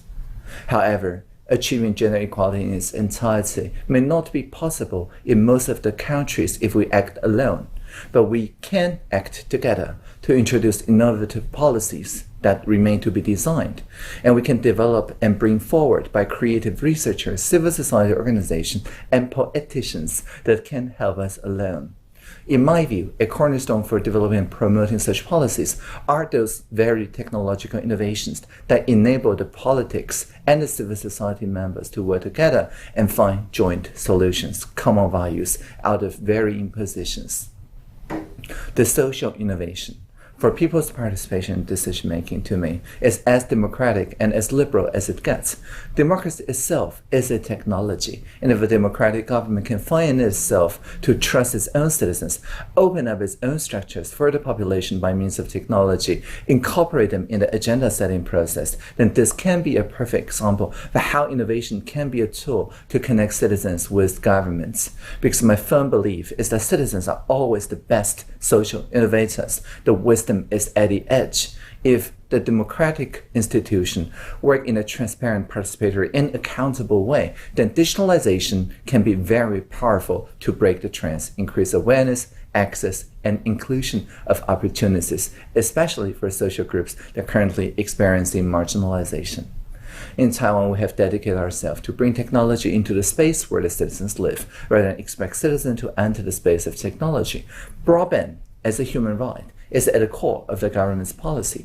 Our national participation platform, of which more than 10 million people join out of a country of 23 million, anyone can begin an e-petition that can lead to relevant ministries to respond in public and collaborate on collaborative meetings. As digital minister, I have also established a network of participation officers in each ministry. They serve as liaison, as links between the public and the public sector, and also as channels for the interagency collaboration. Whenever a proposal is raised on the e-petition platform, a collaborative meeting could be held with participants from all over government departments as well as the public stakeholders invited to join and jointly create new policy. It is through these tools and mechanisms that we tackle the topics of gender equality in Taiwan, and much has happened in recent years. On May 17, 2019, the International Day Against Homophobia, Transphobia, and Biphobia, Taiwan's Parliament passed the Enforcement Act of the Judicial Yuan Interpretation 748, and thereby legalized same-sex marriage. This achievement made in Taiwan was a historic first in all of Asia and was not fulfilled overnight, of course. It took the effort of both the government and the civil society joining their forces on petition platforms such as the Joint platform and running through consultations thanks to the mutual trust and respect.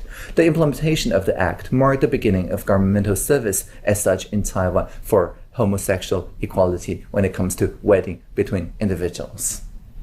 The adoption of civic innovations in the public sector and in politics has particularly required the government and civil society and the business sector organizations to come together to form a collaborative ecosystem for their collective impact. I'm aware that in the MENA region, activists, innovators, and change makers of all sorts are operating under sometimes very severe conditions of violence and of war.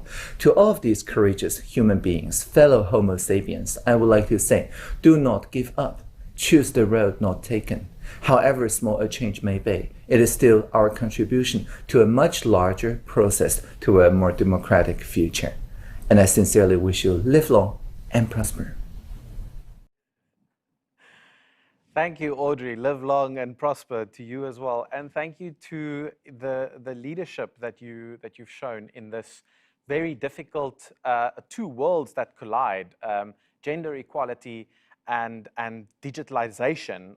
It seems like two things that are so, I mean, you kind of need to be an expert just in one just to survive, and you somehow embody both of these and bring them together in such a practical way. And thank you also for the innovations that you take in your department through connecting government with the citizens. So we commend you for that, and thank you very much. So now, for the second part of this chapter on gender politics, I want to invite onto the stage our last moderator for this conversation, Radu Magdan. He is joining us all the way from Bucharest, and he is the CEO of SmartLink Communications, and he joins me on a chair. Radu, how are you? Hi, I'm good. It's an honor to be here today with all of you, and it's a very, very exciting Sunday. Not only because of chapter 5 and the final mission to be like, like the cherry on top after very successful, 4 panels, but also because we have a niche, very important topic. Yeah. We're going to be talking today together with 4 exceptional lady professionals. We're going to be talking about innovation and gender and how we can stimulate change in the MENA region. So I'm very, very excited about that. And what can I say? I'm happy to be here with you for the next 1 hour and 10 minutes, and we're keeping you in for a lively discussion. Fantastic. Radu, we are all ears. And can I just say, who would have known it was exactly to the day 1 year ago when you and I met for the first time in Germany. And if you had told me we had to fast forward 1 year later and we're going to be sitting on this virtual stage together, I would not have believed you. We are super intrigued for this conversation, and I'm going to hand over to you to take it from there. Thank you so much. Welcome, everybody, once again. And although I understand that there may be some kind of a video fatigue after a few hours of interesting panels, nonetheless, technologies are allied in this complicated COVID world. And we should always understand that while COVID is a game changer, we should not forget about the most important things in our life. And one of the most important things in our life is progress. MENA is a region who has progressed a lot, has been innovated a lot, has been more and more focused on gender issues and how change can happen. And COVID-19 should be a game changer also from this perspective. A way to accelerate things, not a way to use COVID as an excuse for stepping back. So from this perspective, I'm very, very excited to be moderating a panel of 4 exceptional women professionals with different backgrounds. Some come from international organizations, some come from the international private sector, some from journalism and civil society, and some have been managing to score well in politics across continents. And this way we have a diversity of views of people who have managed to bring to life, I would say, a dream and an aspiration to move forward, and people who have inspirational stories for you. So without further ado, let me tell you that I'm very happy to introduce our 4 lady participants. I'm going to start with Fadia Kiwan, the Director General of the Arab Women Organization. Hello, Fadia. Thank you so much for joining us. I'm going to continue with Karima Bouchtaoui. She's a Dutch politician for the People's Party for Freedom and Democracy, VVD.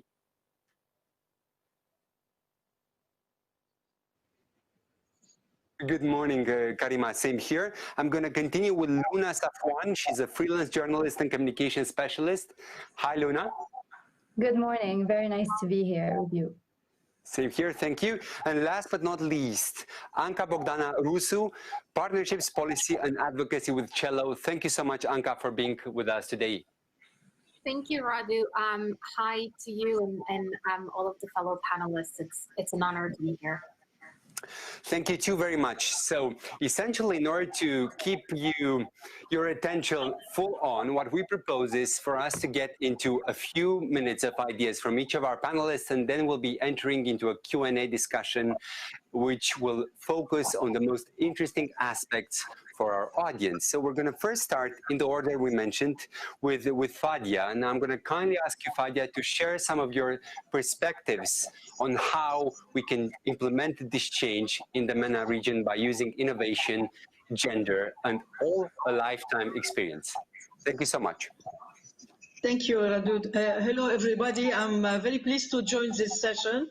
I know that talking about politics is today not only addressing a goal, but also using a tool because with the agenda of the United Nations 3020, we know that addressing the sustainable development is the main issue of all policy and decision makers. So it's easier for us today to speak of politics as a tool and a goal at the same time. As you may know, addressing women issues started the early 20th century by saying we have to send girls to school. This is all what they wanted to do. In a second stage, they looked at the legislation and said we have to eliminate discrimination in the legislation against women and girls. In a third stage, they thought of increasing the involvement of women in the economy. And they knew it was not sufficient neither. So the fourth stage was talking about politics, frontly about politics. And I may refer to the action plan of Beijing, the platform of Beijing, addressing the issue of the participation of women, putting a ceiling for 2000 to reach 30%. Now we are in 2020, and we are still very far from reaching the 30%. And we have had a fifth stage, more close to us today, dealing with violence, because we could see that violence may refrain women from participation in politics. It may refrain women from reaching their basic and fundamental rights, and from going to school and from going to work and everything. So we have 5 stages. My reference to the political one is still important because I have to close the circle by saying, even if I want to erase all forms of violence against women and girls, I have to go to politics. So as politics is decision making and policy making, today we don't speak about decision making only.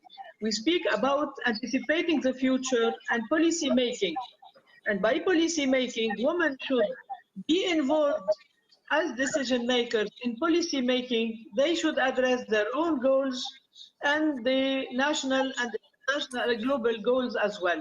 So in saying that, I may say that today the Agenda 2030 of the United Nations made it easier for all of us, but we are fully committed today to empower women and to encourage them to enter the arena of politics and to be empowered enough to be the real decision makers, and not only people who are formally standing and who are manipulated from behind them by any other person. So this is a main issue of today, politics.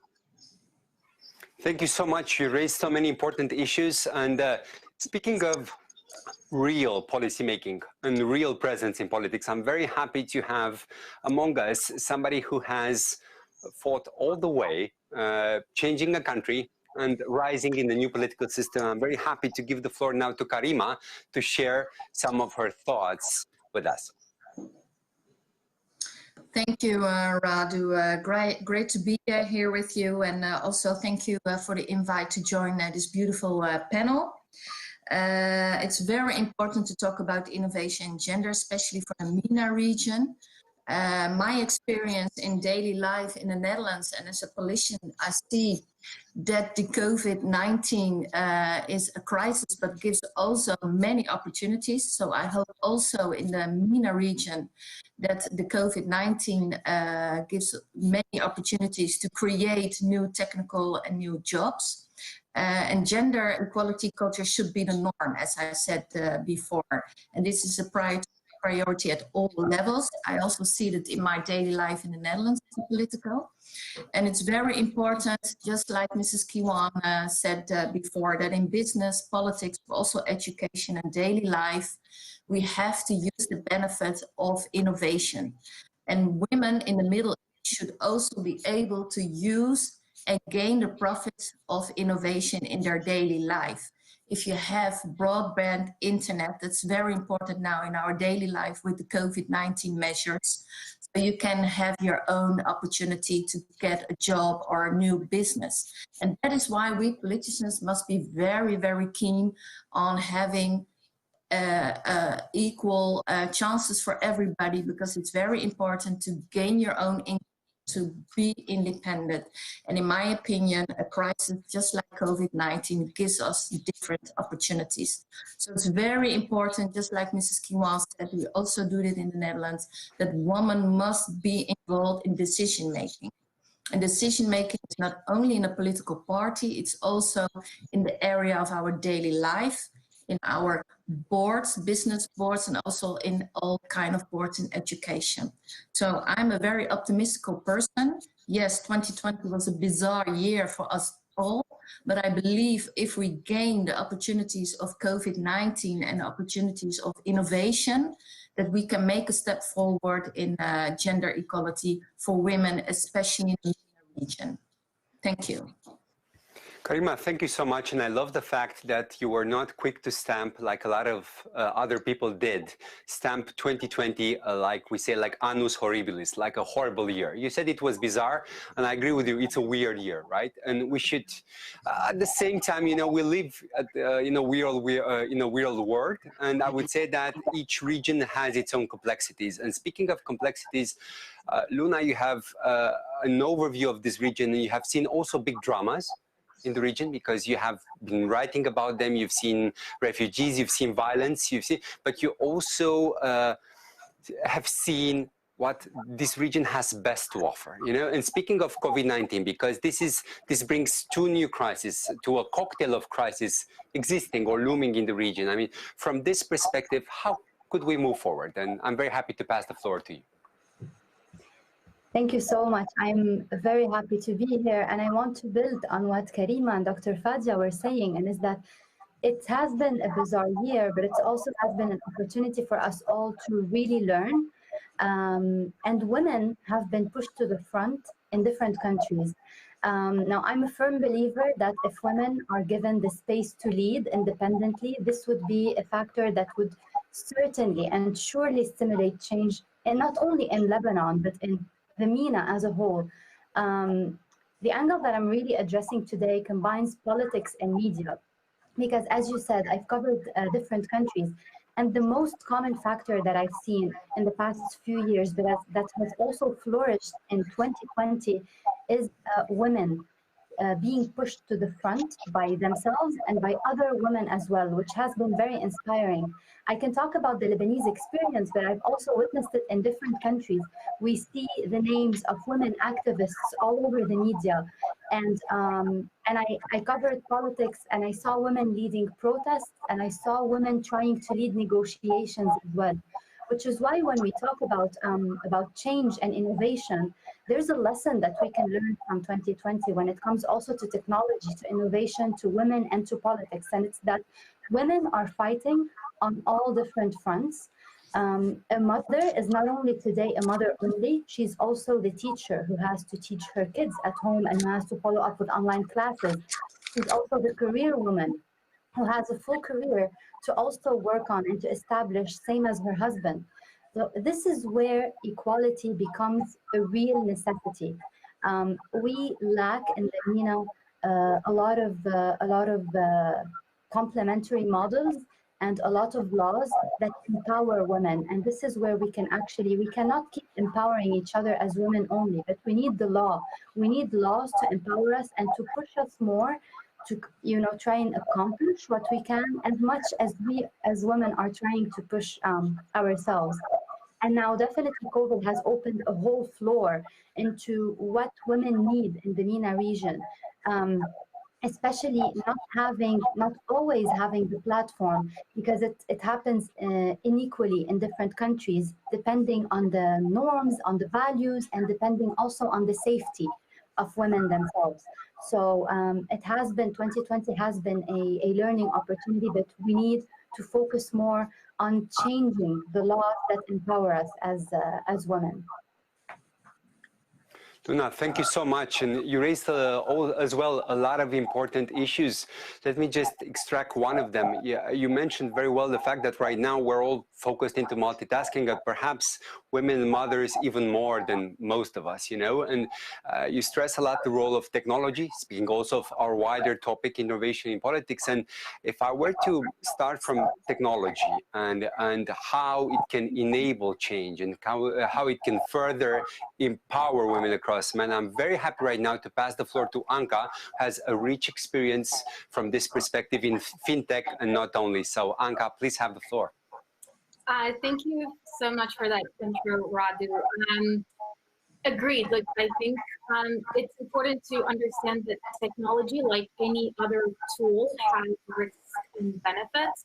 It's something that in the hands of people, it can be used in a variety of ways. And I think it was on one of yesterday's panels a good note about how it can be used both to advance women's rights as to detract from them.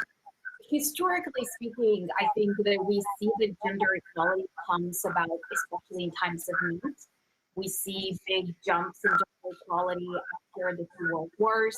We see big jumps in, at least from a policy perspective, in gender equality when communism came about and the governments needed labor force, which is something that we see to some extent reflected in some of the MENA region today with the diversification away from oil and the need to bring women into the labor force. And I think, like, again, historically, you go from the bicycle to the internet and arguably now to AI and blockchain, and for the past century, we see that innovation really has been going hand in hand with advancing women's rights and closing the gender gap in both economic and societal areas. Things that we take for granted today, a refrigerator, a washing machine, a dishwasher, right? Have been the lives of women and girls worldwide and enable them to pursue opportunities that weren't accessible before. Still, we find a lot of preconceived ideas about what jobs and activities are appropriate for women that are still enshrined in legislation in over 90 countries. Which in time then leads women being unable to access certain educational degrees, work certificates, and pursue career paths. And I think technology is one of them, right? Despite the growing conversation about diversity representation, women are still underrepresented in tech, which ultimately means that the technology that our lives are increasingly relying on are being built by men and for mostly men. And legacy systems are always difficult to change. Not impossible, but difficult. The opportunity, though, that I see and the advantage of technology is that it moves faster than any other industry. And then with each shift, the opportunity for renewal comes. With each wave of innovation, brings with it the opportunity for a fresh start and the ability to design the experience in a way that's inclusive. And one of the biggest opportunities that I see there is honestly with blockchain technology and AI. Because they're so new, I think for the first time, women have the opportunity to shape the field with needing to play catch up first, right? And again, some of these innovations come in an area of digital finance or the ability to work from home securely in a way that women really have the ability to shape the industry and women as builders. Get out of that idea of seeing women as benefits. Thank you so much, and for raising a lot of important issues. I would start from two of the things you mentioned. I believe this is something which is, in a way, is like a silver lining touching upon our four introductory speeches. You mentioned degrees and catching up. And whether we like it or not, COVID-19 is like the elephant in the room that we can't ignore, right? And I think that if we're looking at education as the way forward to advance things in the region, I mean, what would you see the immediate opportunity? Okay, 2020 is almost lost, if not ending, in all its alleged glory, right? But we have 2021 and so on. We have a decade in front of us. Speaking of an earlier introductory talk, we have the SDGs, the Sustainable Development Goals, and the Agenda 2030. How could we, 2021 plus, from your perspective, just a few suggestions, I mean, how can we combine this innovation, digitization, education, and empowerment agenda? I mean, whether we're talking about access to education, perhaps lowering costs due to technology and further advancing the empowerment, I suggest we keep, for the sake of technology, the same order as of the speakers. So Fadia, please. Thank you, Radu. Thank you. I would like to be a little bit provocative as we are talking about 2020 and COVID-19. I may say that we are easily led to consider that using innovation, using technology could help women to reconciliate their job and their domestic missions. But unfortunately, this is a way to reproduce the traditional roles of man and woman, and to consider that women have by nature domestic works, and they may do something else if they would like to do something else. I would say that this is a side effect of the technology, because we don't want women to remain at home. When COVID-19 will be over, and I wish and I hope, fully hope that it will be over very soon, we would like women to go out of their homes and to meet people and to work with people. And on the contrary of the social distancing, we want women to be everywhere, on all platforms and everywhere. So I may recognize that COVID-19 gave us a proof that women could accommodate with this natural disaster. They could really reconciliate what they traditionally have to do. But at the same time, we have witnessed an increase in violence against women because of confinement at home. So COVID-19 gave us many lessons and brought to us in a blunt way the fact that we have to work on consolidating laws that protect women. Luna was talking about laws. We need, of course, to work on the frame, on the rule of the game in all societies. And those is a fundamental, a basic front line for us in our work for change. But to do so, we need to work also on the mindset of people. In the Arab world, I don't want to talk about the MENA region in very vague terms. I would say that in the Arab world, we have a deep problem of dealing with the mindset of people. When it comes to politics, most of Arab regimes, Arab governments, let's say, not Arab regimes only, most of Arab governments had in the last decade a choice, a strategic choice to adopt a quota system to involve women in politics. But we made lately an assessment based on 5 case studies in Arab countries, and we found that even though women are not sustained in their positions in politics, if ever you suspend the quota system, you will see no woman in the arena. So we have to work also on the mindset of people, because in some cases, and it is paradoxical, governments are more advanced than the country itself, the deep, let's say the deep country, and civil society is divided among itself between people who are progressist, advanced, and those who are reflecting the past and trying to resist the change. We have these 2 trends in our societies, in most of our societies. We have a trend of change and a trend of conservatism. We do have these 2 trends. So our work would be on many levels, on many fronts.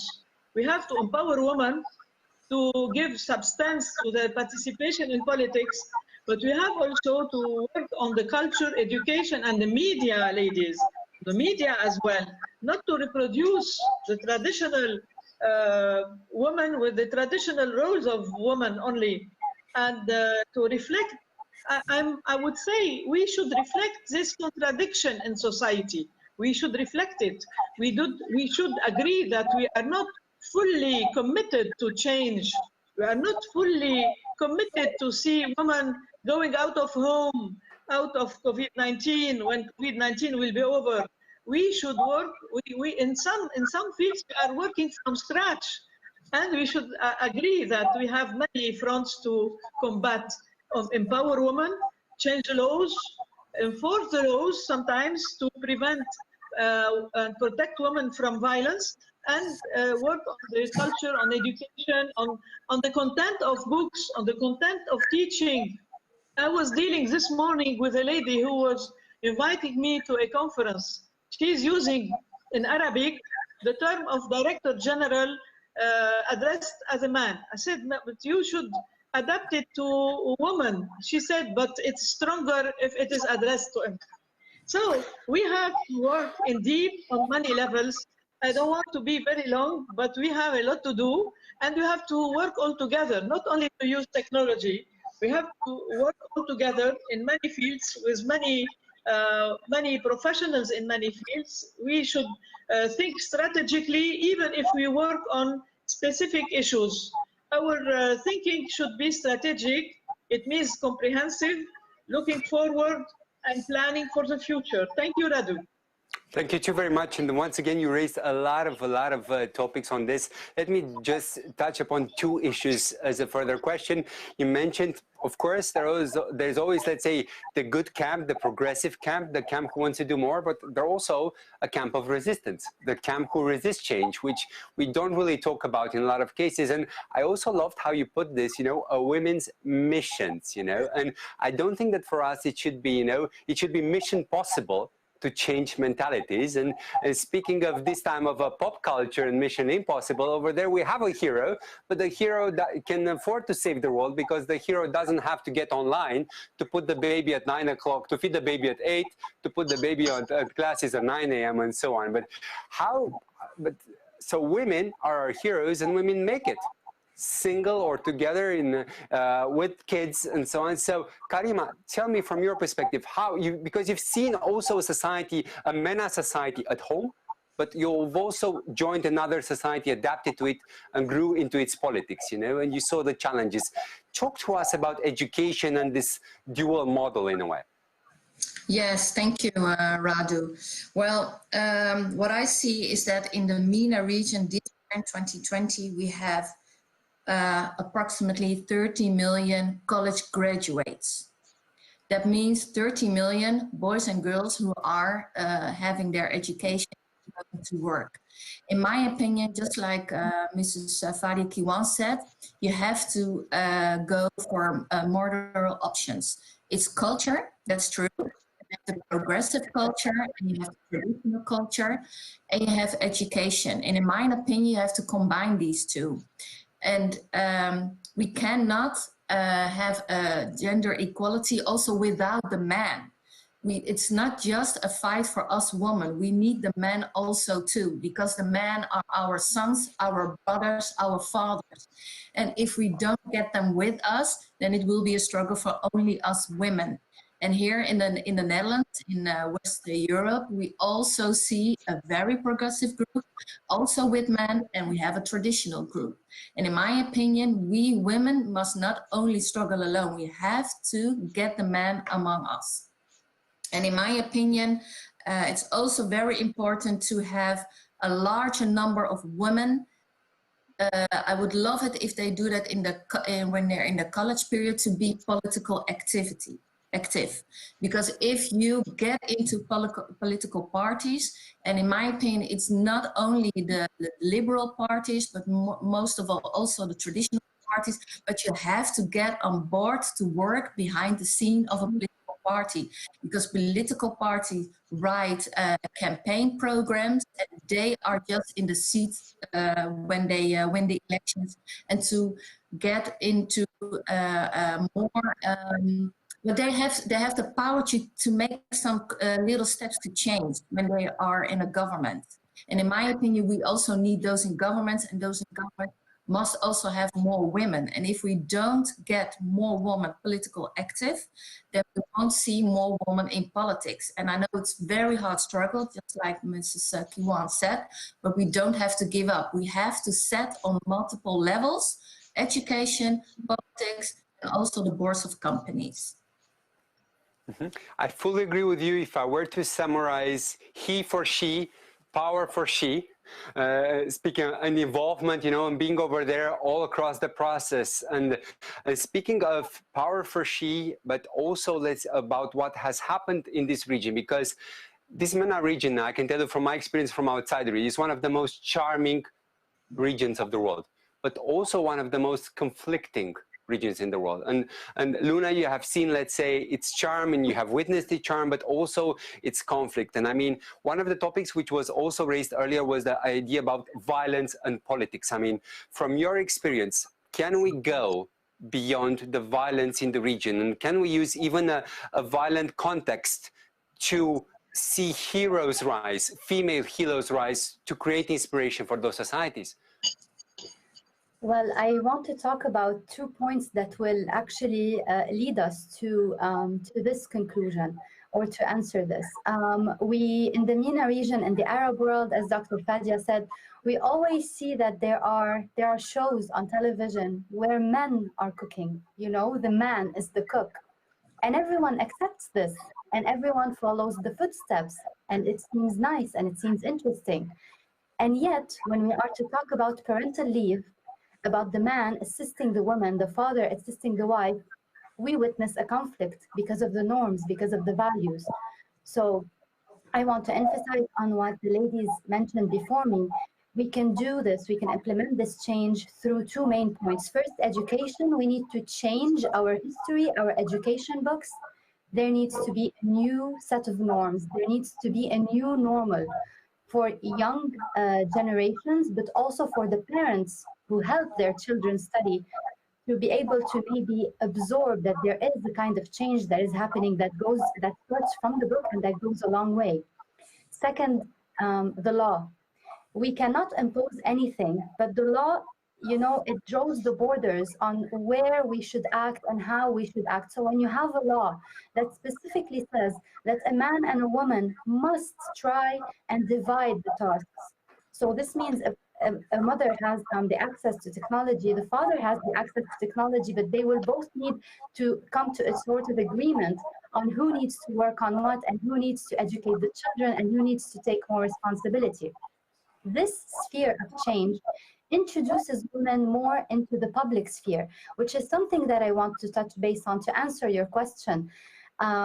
Women are more than necessary in politics. And in Lebanon, as a small example, women are very present in the political sphere of universities and in the political fights. And I always say, I'm a very firm believer that having different politics and having different political parties is the way to change. You cannot eliminate your opponent, but you need to sit with them and you need to discuss what are the differences that will bring you together, actually, to build a society that could be built on conflicting differences, but without an actual conflict. So women have been pushed to this in Lebanon, specifically in universities. However, what we are lacking, I think, in Lebanon, and to move it to the MENA region, is the representation. When you have women who are represented in the parliament or in the cabinets and the governments, when these women push for these laws, for these new education books, for this new type of conversation, this is when it becomes a bit more acceptable. You put a woman in the front, same as my first example, as the man who cooks in a TV show and everyone accepts him. And then the society starts listening bit by bit. It will take years, but it will start listening. And when you implement these laws firmly, and I really mean firmly, and not just to have them on paper, there will be less domestic violence, because people will understand that there are consequences. And when you address, most importantly, the psychology of women, of men, of family, and of equality. What is the psychology of gender, actually? Because we lack that in the Arab world, in the MENA, in Lebanon, in Syria, you name it, in all of the countries surrounding us. We need to understand the psychology of gender, and that, as we said, it is not only women who need to fight, because without a man, of course, a woman can survive, but she would need to push harder for these norms and for these laws to be implemented. But imagine 3 women and 1 man. You know, this would bring out even more power to the cause. So I think we could get there. 2020 has definitely been a learning opportunity, but we need to change the education. And that's the key to innovation, to politics, and to also conflict resolution at a certain age. Luna, thank you so much. Hopefully, 4 women and a man online can also bring about change, not only for 1 hour and 15 minutes, but also for way beyond. I loved how you frame it, new norms, new normal, and at the same time talking about, I would reframe it as pop culture, the stimulus around us to change mentalities. And speaking of stimulus, speaking of nudges, of ways by which we can bring in technology and prosperity, you know, in order to upend the game. Anka, we're really looking forward for your perspectives on the technological side in education. Thank you so much for that. I think there's a couple of ways where obviously technology plays a phenomenal role. But I will start with one example that's perhaps not one of the most customary ones. And if you look at the past election cycle in the United States, you see that a lot of funds have flown from people such as Melinda Gates or Mackenzie Bezos, and I'm talking about hundreds of millions of dollars, towards lobby and advocacy and getting elected women and people who have been advocating for gender equality on a number of issues. And so I think this is one of the ways where technology can help, which is enabling people that have made, quite honestly, a fortune out of it to lobby and build alliances. There's politics to react, politics to react to you know, what people care about in education, and being able to see that funds, even from a political perspective, flow towards the cause of equality, because women have reached those leadership positions where they're able to push the funds towards it. I think it's one way where technology helps. I will definitely echo what some of the previous speakers have said, which is, if we look at technology as only a way that enables you to work from home, then yes, I think there's a big argument as to where this can be a risk to pushing back the cause of gender equality and having women represented and working outside the home. At the same time, from a societal perspective, when crisis comes, people tend to go back to what they're used to. They react in fear and go back to what they're comfortable, and we've seen that a lot with this crisis, where a lot of the care work has been falling on women. And so whether it's setting up a tablet for a child to learn online, or making sure that they have the help that they need, it's still disproportionately has fallen on women. And I think in between that, the gender violence that we have seen, and women, again, because the traditional labor markets are built for prime age males, and that pressure of providing for the family, women have disproportionately lost their jobs because they had to make the choice between caring for the family, caring for elders, or being there. From an educational perspective, let me just share an anecdote. I was in Beirut just about a year and a half ago at the American University of Beirut, working with the software developers of the university, and some of the most impressive ones, including the ones leading the Association of Students, were women working on really important technology issues. I think it's something to celebrate, and it's something to be mindful of, because women feel the need and have the need to be extraordinary to succeed in a domain where men don't need to push quite the same, again, because of norms. But with technology, and I think this is where I see potential of technology freeing up a lot of the time that women have tied up in traditional gender roles. Education comes through many avenues, and being able to reflect some of the aspirations that we want to see from women's rights and equality, anywhere from YouTube videos to popular series, which is something that I see quite useful and has been very effective, both in Latin America, sub-Saharan Africa, where a lot of the narratives around gender equality, or back when I was at the World Bank, narratives around how to teach women more about digital finance, digital health, how to save, were intertwined into soap operas, into cartoons, into a lot of the material that was really accessible on television, and did wonders into showing representation and showing women how to how they can access a lot of these services. But education is a great tool. I think we want to be very mindful that talking about college students who have access to education is one thing. Talking about, 6, 7, 8-year-olds, it's a very different issue, and COVID really risks at really promoting some of these inequalities on one hand, because not everybody has access to that technology. On the other hand, it brings an opportunity, whereas with certain families would choose not to send their daughter to school because it's too expensive or secure, now the school can't come at home. So it's all a little bit about how do you frame it and how do you use the tools that you have available. Thank you so much, Anka. And you also raised a lot of issues. Thank you so much for underlining the fact that technology is not just an enabler to work from home. You also raised a lot of issues about digital finance, about lobbying, about health issues. Now, I would propose for us to go into another round looking at the region. I'm Eastern European, Anka, you're a fellow Romanian, although exported like I was for a while, I'll give you an example for our region. We modernized, we went through a lot of change. We also had our transition.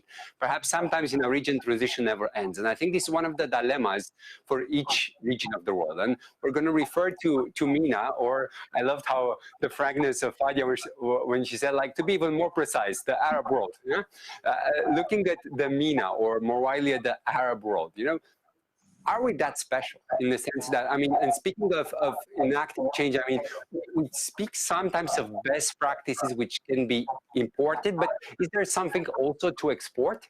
Or is there, let's say, how would you feel, what would be the right balance, to strike in between, let's say, some kind of a sense of a regional tradition and a sense of healthy modernization, particularly for the gender cause? I guess I you are the same with Fadia. Yeah, thank you, Radu. I would like first to settle a problem raised earlier by our Netherlands parliamentarian, I think.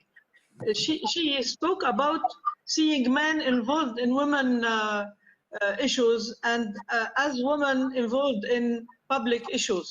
Let me tell you that there is a real dilemma for women dealing with politics in the Arab world anyway, because they usually consider that they don't owe their election to women.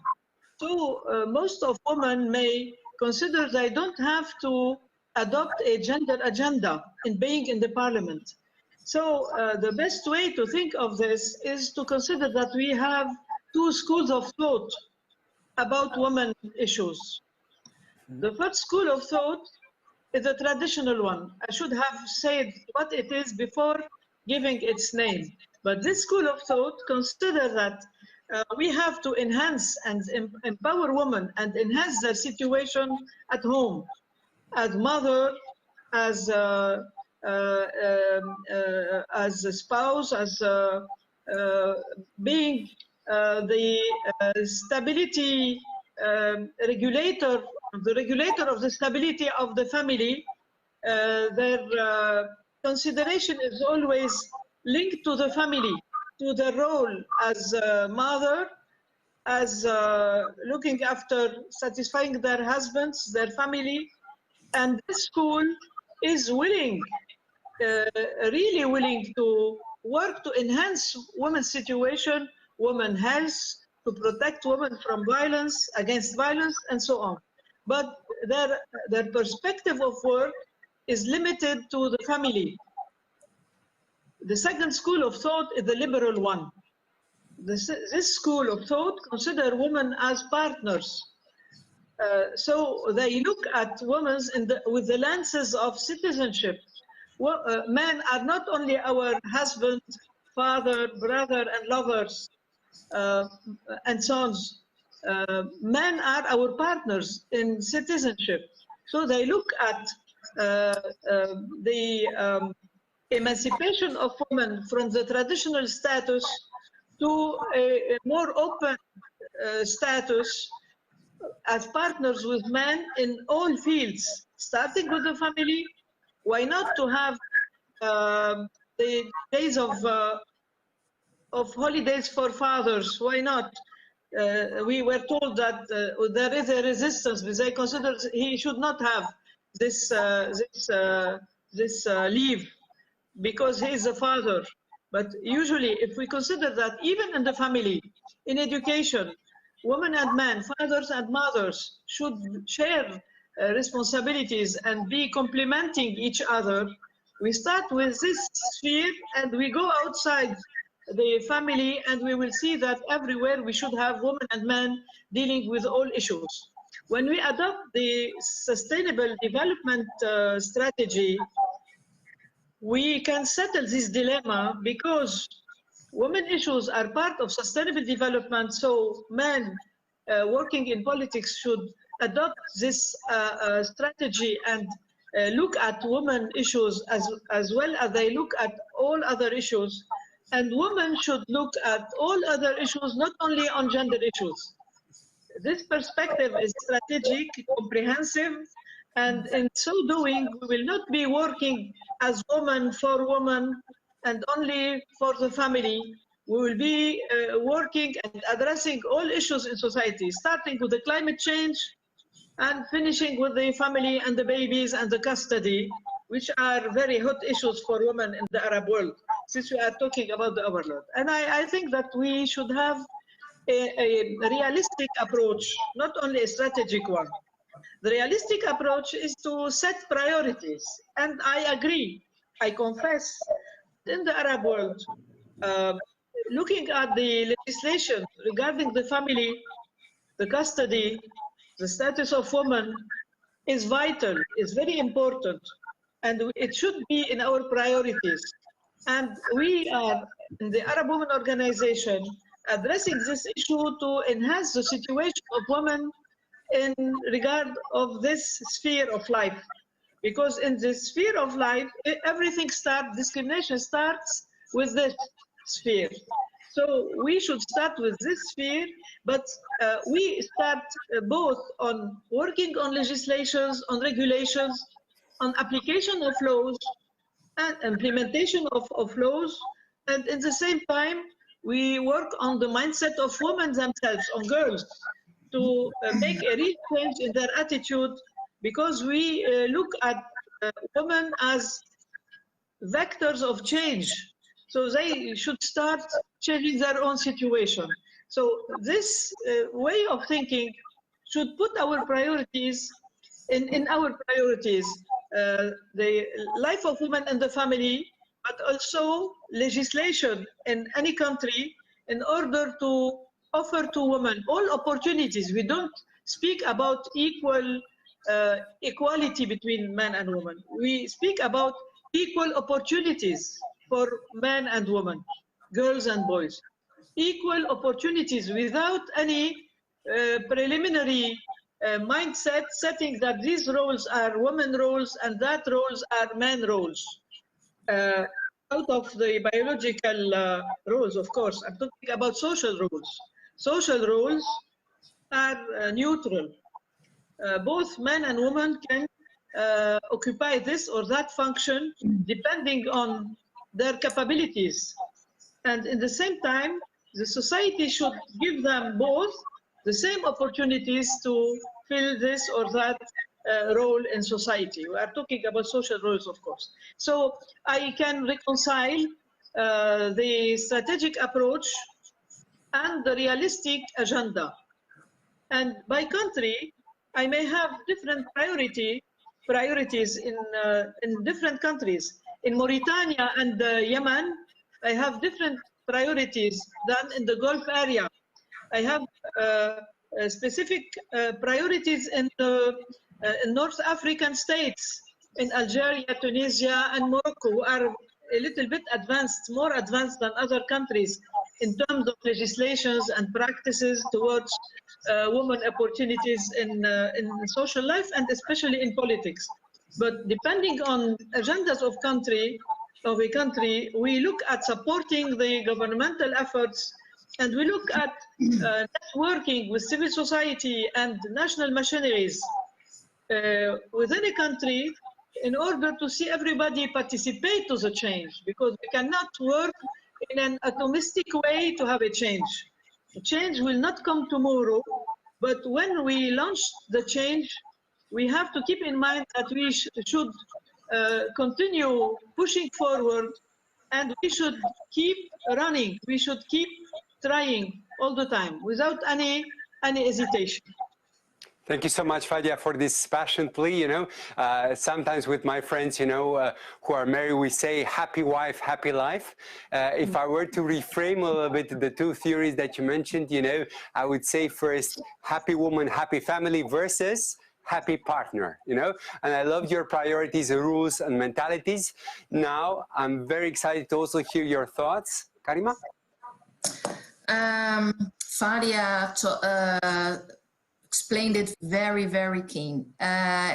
In the middle, the MENA region, you cannot compare the countries. There is a difference in progress in the MENA region. Absolutely right. So if you make any programs or you set some goals, be sharp of that. What I also liked about how what Fadia explained, and that was also where I started with, is you have to start in the homes and the families. And it's very good to have a very strategic program, but real change comes from the homes, the families, the parents, the children. And like I said before, we need our partner. We women need strong man, and a strong man needs a strong woman. So that is also very, if you're familiar with the Arab culture, we know that. My roots are in North Africa, Morocco. My parents came from Morocco. And in our culture, we also say, if you have a strong man, that strong man also needs a strong woman. So that's very similar, I think, also for Luna in the Arab region. And you have to cope together. For me, it's also very important that we benefit from the opportunities that COVID-19 brought us. Think about broadband internet. We must not focus only on high-level jobs. We also must focus on women who want to have their own small company. It's very important to have internet. If you have internet, you can also have your online payments. And it's very fantastic what I see on social media, how young girls and boys in the MENA region get with both hands the opportunities of social media and get their own business. Not everybody wants to be a doctor or a dentist or something else with a university degree. We also have to keep in mind that we have to create jobs at all levels, because if we have jobs at all levels, it means that women can earn their own money. And that is very important also in the MENA region and the Arab country, because if you don't forget your background and your history, in the Arab world, in the history, women were also working, businesswomen, gaining their own money and doing their own business. So we have to get back to our identity in the Arab world. And that's why I'm very optimistic. We have to use the benefits and everything that created this bizarre year 2020 of COVID-19. Yes, we are very hurt by the people we have lost. It's very difficult, but also please, we have to be positive and look at the opportunities, embrace them. And I want to end my story with strong women need strong men. And that is what we must not forget. Thank you so much for stressing that. I fully agree with you. And I would not only say that, I would also say that you can't really be a strong man if you don't acknowledge that part of your strength is respecting the strong women next to you. Yes. If you don't allow for the personality of your partner in the relationship and so on. So I fully resonate with you, and I'm very happy right now to also pass to Luna for her thoughts. I don't think that we need to copy any other countries, specifically in the MENA region or in any of the countries here. But I also don't think that we need to fully give up our norms, our values, our culture. There's a way in between. We all travel and we bring back experiences. So I'm going to talk here as a media person, since we discussed media first. This is where the role of media becomes necessary, not by portraying that, you know, women in Europe or in the States or in other countries have all their rights, and you know, this is making the woman powerful and she can accomplish whatever she wants, and all of this perfectionist or picture perfect kind of thing. What we need as media is to emphasize on what actually made this possible in the society. So what did men in power do? Who supported these women and who actually stood against them, and what were the lessons learned? So we don't need exactly to copy Europe or to copy any other countries, but we need to extract what made these countries evolve in this way and give opportunities to women without putting men on the side. Because we can advance as women and we can get to a place where we can actually fairly compete with men, without making it sound like a war of raising one another. You know, it's me or no one. At the same time, I believe that we have an amazing culture in the Arab world. We have great values where, if you go back to the roots of it, I'm not talking about what happened in the recent years because of all of this stress and the internet and the change of culture and the violence, but I'm talking about the recent years of our culture. Women are cherished by men. And women are made very special in the society. So as much as this put us in a vulnerable position, whereas, you know, a lot of people, you know, are afraid that a woman would break or she would cry or she would be too sensitive. But at the same time, I believe that we can work with this as media. We can combine what we need from the West versus what we have here and what can be developed. And of course, the education and law are very important. But to go back to the starting point of my work as a media professional, I think that independent media can innovate a lot by highlighting what is missing in the region and why, instead of only highlighting what is going wrong. You need to present, or we need, and I need to present solutions instead of only bringing out the problems. When you present solutions, people take these solutions and they discuss them at home. Whatever is being discussed at home is being discussed in the market, in the street, among friends groups. So this is how you start, and this is how the snowball effect grows in the society.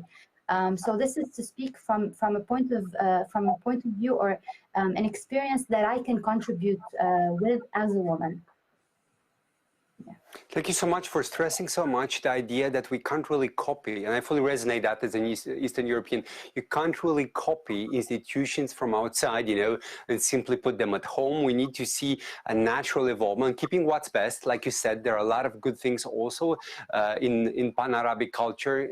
And at the same time, let us focus also as a media, let us focus on the recipe for success. How did they make it? In what context? Because even in the West, if you look at the history, not only of feminism, but more widely at women's rights, there was a struggle each time over there, and there were battles after battles. And I love the comparison, particularly looking at the climate in MENA with the snowball. So what can I say? Let it snow. Huh?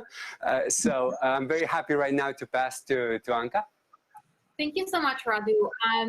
I think I have about two quick thoughts on this. One is, if there's something that the region can learn and has been echoed really by my co-panelists is building wide coalitions across society to push forward both legislation and societal change. This is something that we've seen work in Europe, in the United States, Latin America, and so on. So bringing everybody at the table, men, women, institutions from the public sector, private sector, and building these coalitions so that everybody understands that women's rights are human rights, and that it is in everybody's best interest that we reach gender equality, right?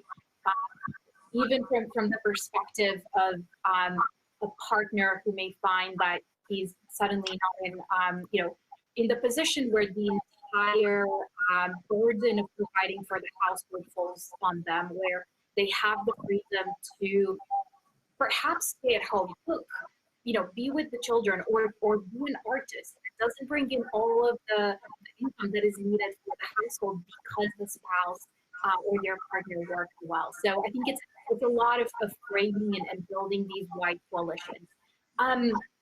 But culture is and has always been a living organism, right? As history has shown us, we evolve and we pick the things that progressively work for us as a society from culture, and we leave some behind. Right? 100 years, it was common that children will be spanked at school if they misbehaved. 200 years ago, pillaging and killing in a war civilians was ultimately understood as part of the norms. We don't accept that nowadays. And I think, again, this is a role-playing cultures do evolve. And I do believe that the region has a really strategic advantage here. The Arabic culture is very focused on entrepreneurship and people hustling to make things work.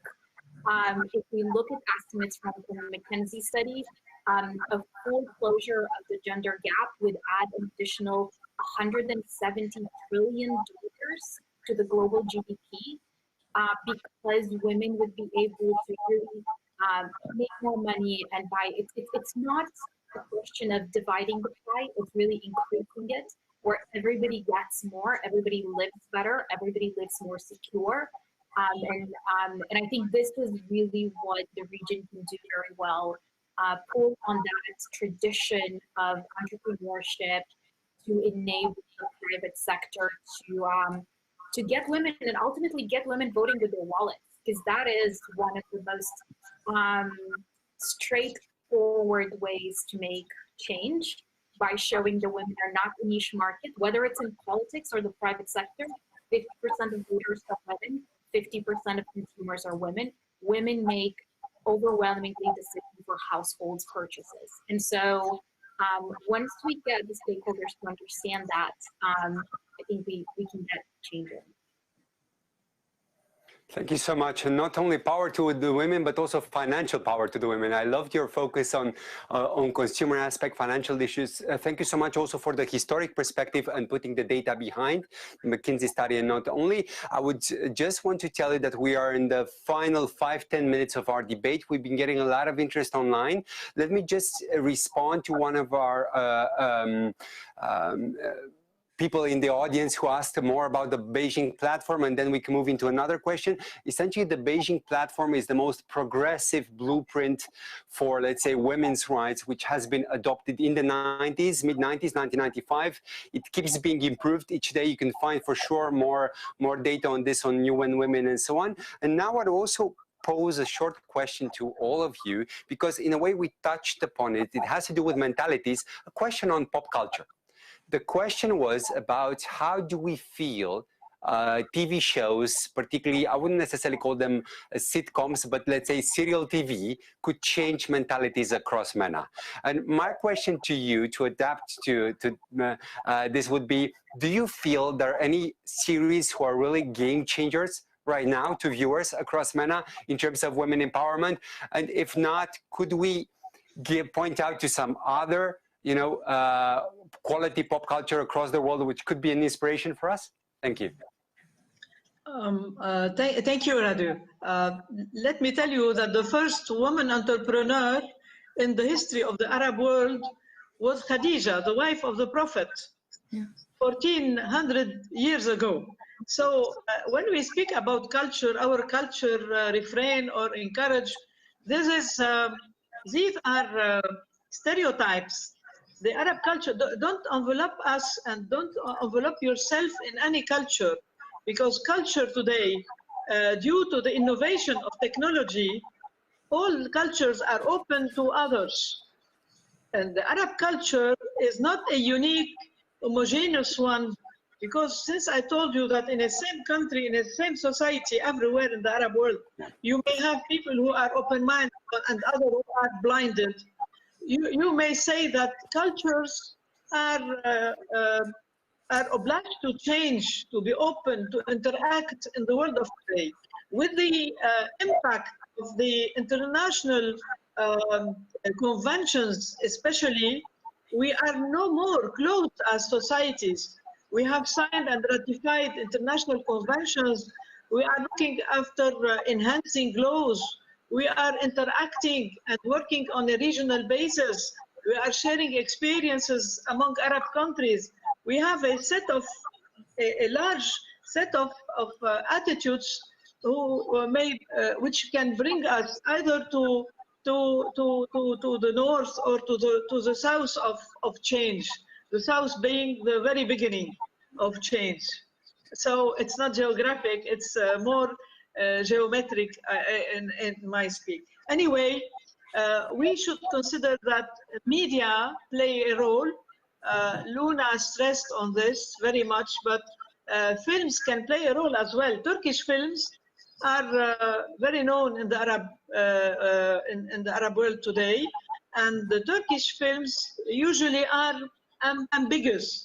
They sometimes reproduce roles, and in other times they set new life and new roles in a society and within the family as well. The Egyptian cinema used to have a very important role traditionally, and the Egyptian cinema moved forward lately, and they have a real change in the substance of films in the Egyptian cinema and films usually.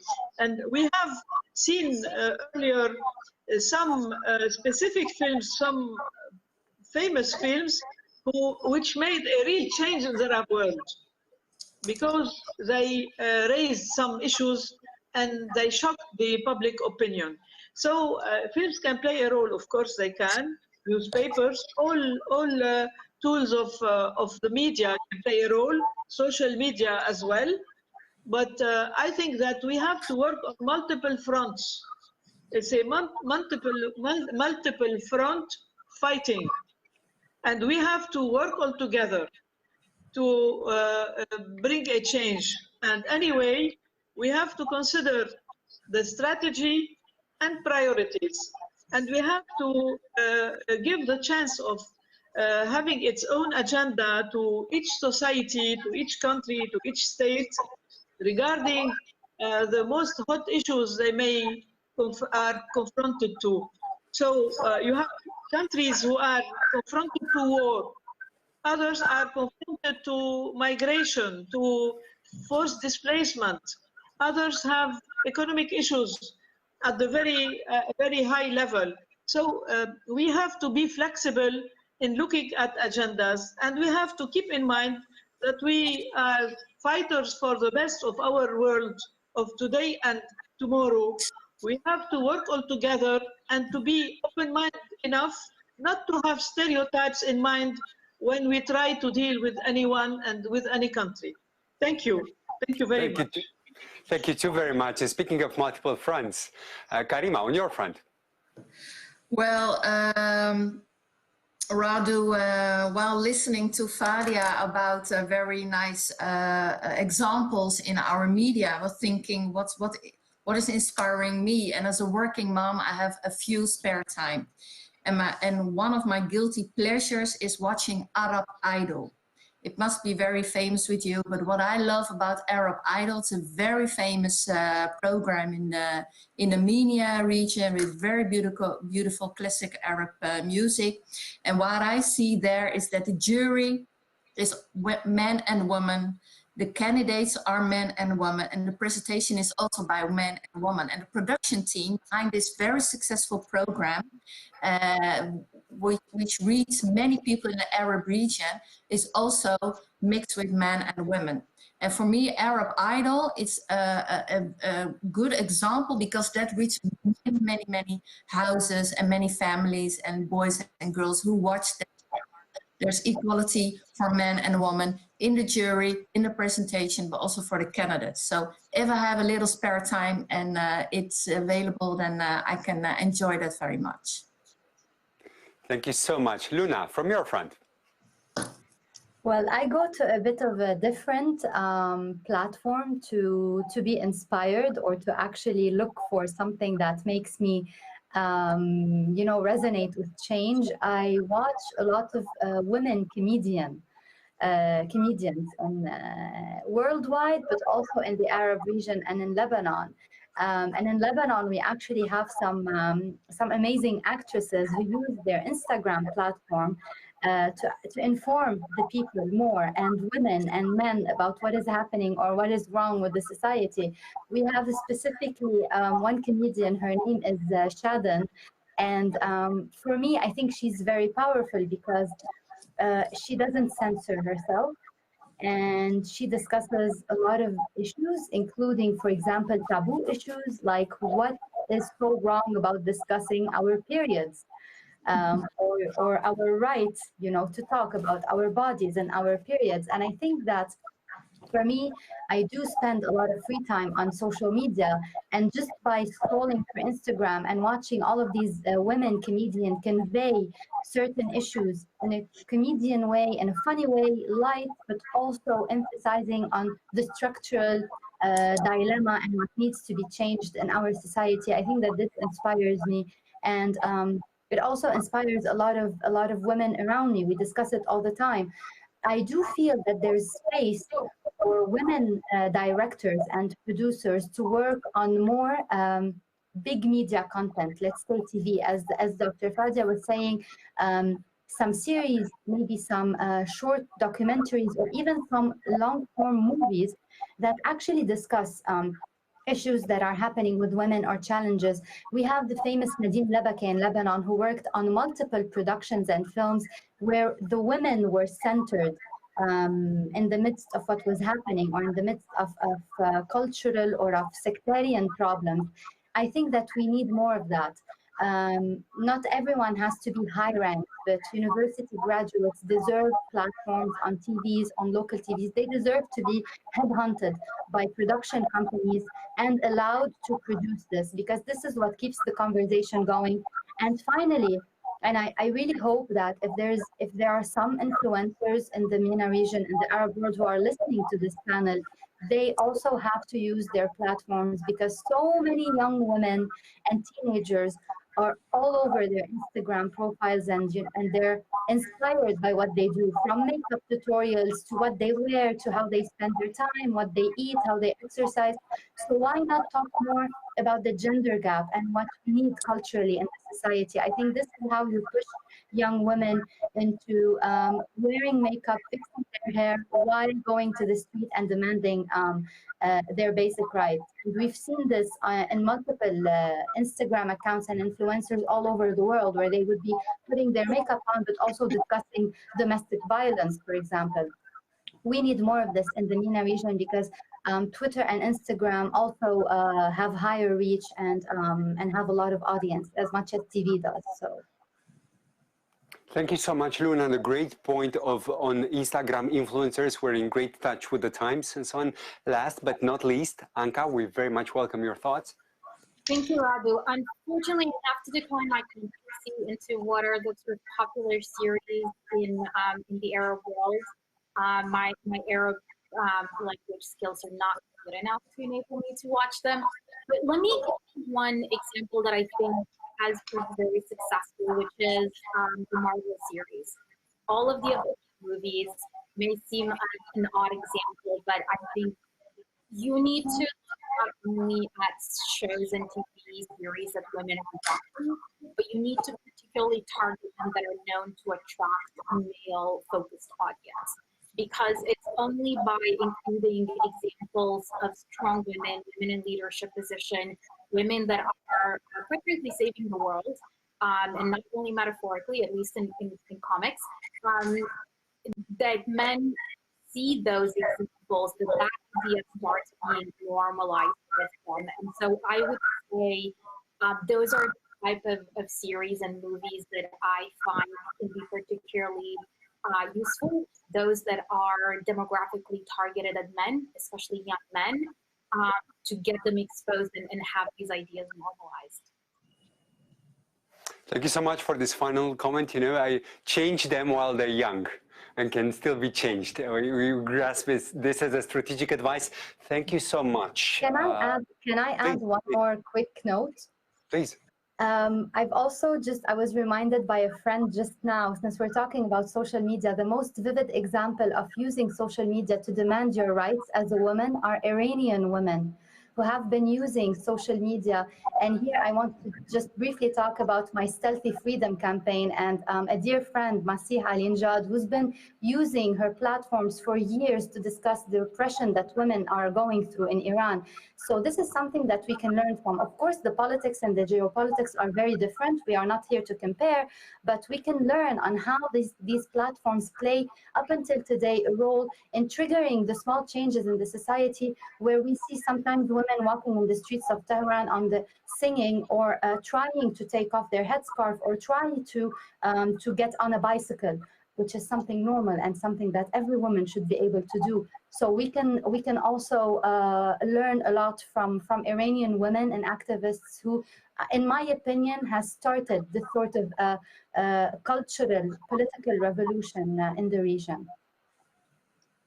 Thank you so much for providing this example. And I think combined with also one of the main lessons that we have had during this panel, that that across the region, countries are very different. And you can't really, not only don't you have a recipe to adapt for the whole region, but even for different regions within the region is difficult to align people, to put people on the same page. The fight goes on.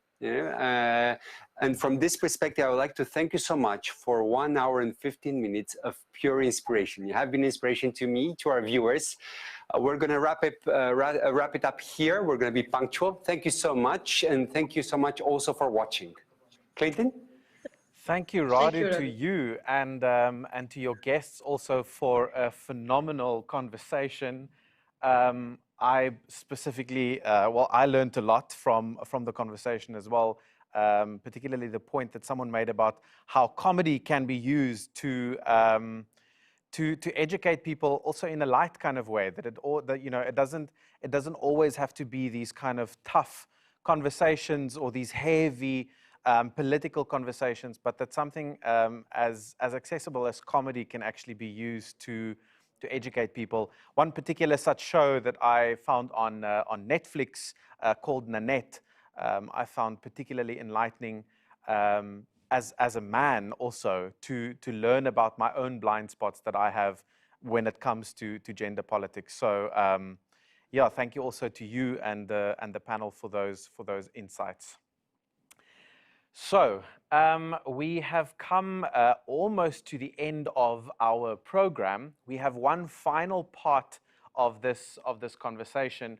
And for this final part, I want to invite back onto our global virtual stage, Mr. Dirk Kunze, the Regional Director of FNF MENA, for one final time. So Dirk, let me just step out from in front of you like a tiny. I'm looking down. I'm way big. Yes, it's been a great and jam-packed 2 days. In fact, I want to ask you this question. Given this jam-packed day that we've had, what has been kind of the standout or some of the takeaways for you personally? Yeah, Clinton, I mean, the whole point is like that, we tried something out within a short amount of time. And I think it was phenomenal to see how all these different parts were actually working together and how they were actually how we made it also with your help to bring them together. content-wise, I need to say, like, it was just as Radu just finished his part as well, saying like it was an inspiration on so many levels. The way we did it, the way we tried to have new grounds on trying out, bringing the message about, and to reaching new target groups, but also what we talked about. I mean, like we had a variety of. We talked about networks and how we have to rethink them in times right now, as we can see when we can't network that much anymore, or actually better network, but we have to completely rethink. We launched a complete new platform for rethinking politics in the MENA region. And, you know, this is what we do, being an enabler for so many creative minds, and ended up today, like really like talking the big politics and of geopolitical issues, how, for example, China's role in the MENA region is developing, and on the foreground of artificial intelligence. These are the networks, the connections that I'm so proud of, that we were able to touch upon them. Yeah. Well, speaking of these networks and these connections, where do you see well, let me ask it this way. What do you hope the future holds for the relationship and the partnership between FNF and the MENA region? I think it's a very interesting and vivid and very creative relationship that we have, because it was mentioned in so many panels before how young the population is of this region, how creative it can be, and how big the potential is for development. And this goes very much for this region, and there is so much to be done. So actually, like, concentrating on bridging this gap between the young and creative mind and this kind of traditional system that we're still working with, I think this is the main challenge, but also the very interesting and fantastic part that we can look forward to. And with the Innovation and Politics Forum, we have only one platform of so many that FNF MENA is doing. Yeah. I want to also, I mean, you spoke a little bit about the process of putting this event together. And we've, of course, heard about the challenges in the region that many people are facing. I want to ask you now, in terms of the process of putting this event together and the innovation that it takes to put a global virtual stage out there. I mean, it's pushing the boundaries in a way. It's pioneering this type of virtual event, despite a lot of constraints and despite a lot of obstacles. I mean, it doesn't just happen. We know this, of course. But I want to ask, you from your perspective, what do you think on a leadership level allows a team and allowed your FNF team to innovate in this way? What are the qualities or the attributes that you encourage in a team in order to make that happen? Well, it was certainly not easy to do this kind of event, especially like if you look at the time constraints that we had. I mentioned this in the very beginning. We were really, really, really looking forward and holding on to the idea of physically interacting. And we talked about this so many times, how important this is in the business that we're in the business of ideas, the business of politics and education, that we are actually physically interacting with each other. So we were trying to do that, and we had, within no time, within only 1 week, we tried to, and I think successfully, very successfully, made this digital event happening that is more than just a Zoom conference. A Zoom conference is fantastic nowadays. We can do so many things now, but we need to be there to reach people and pick them up where they are. And I don't know if this is now the place where they are. We're trying things out, and this is what we need to do. And when you ask, like, for the team, of course, like I'm having the least influence on this, I would say. I'm the one who says, like, let's do it. Let's go in this direction. let's think outside of the box. Yeah. But if you don't have proper people around you, then it will not work. And having an atmosphere that hopefully, like, I mean, it's difficult. I'm certainly not the easiest one to work with, but you know, certainly, like, being fair, accountable, and working with the responsibility of people. This is what makes it work. And in this incident, I do need to say, I thank very much Yara Asmar, who put so much of her work in this conference, in this forum, and we all like are pretty much dead after these 2 days. I forgot yesterday also to mention Viniti, so I will do that here because like she's also the back on the social media level. So there's so many helping hands, and they all need to come together. This doesn't go without any kind of friction, of course not. But the end result, this is what matters, and this is what we are after. And I think we can be very, very proud of what we have done in this Amman Innovation and Politics Forum. Indeed. I mean, Dirk, to bring it back to actually what you said right at the start of your of this 2-day forum, in your opening remarks, you said something that stuck with me. You said, you can invent alone, but you cannot innovate alone. And I think that's such a nice way of summarizing what it takes to put an event like this together. So from my side, I also want to thank you and your team for putting this event together, also in partnership with the VVD International, with Silk, the SILC, and then of course also with the FNF Mediterranean project, and those individuals that you also mentioned. I also want to give a special shout out to Antoinette, who's working behind the scenes, and also the whole tech team, or the tech magicians, as I would call them now, here in the studio in Istanbul. It's a whole team effort, and I hoped that through the social media accounts that we shared, the backstage, looking for people to also get an idea of what it takes to put this event together. So, lastly, Dirk, this brings us to the end of this 2-day phenomenal event. It's been quite a journey. It's been up and down. It's been thought-provoking. It's been challenging, and it's also been engaging in a completely different way. Something that is a little bit different just to a lot of people just sitting behind their, with little windows that make you think of those childhood programs we used to see when we grew up. So thank you for pioneering this. Thank you to you at home also for joining us and for contributing. And from our side, from Dirk and my side, we want to say thank you to you. Keep innovating, keep the conversation going on #InnovatingPolitics. Until we see you next year, I don't know where we go from this, Dirk. We're probably going to have to hold this in space next year. That's the only way you can go up from here. We know that we will have you with it, because thank you also for you. You were the red thread that put everything also together on the screen for everyone. Thank you so much, Clinton. You were fantastic. Thank you very much, and everyone. Thanks a lot, Dirk. Cheers, everybody. Have a wonderful evening, wonderful afternoon, wherever you are, until we see you next year.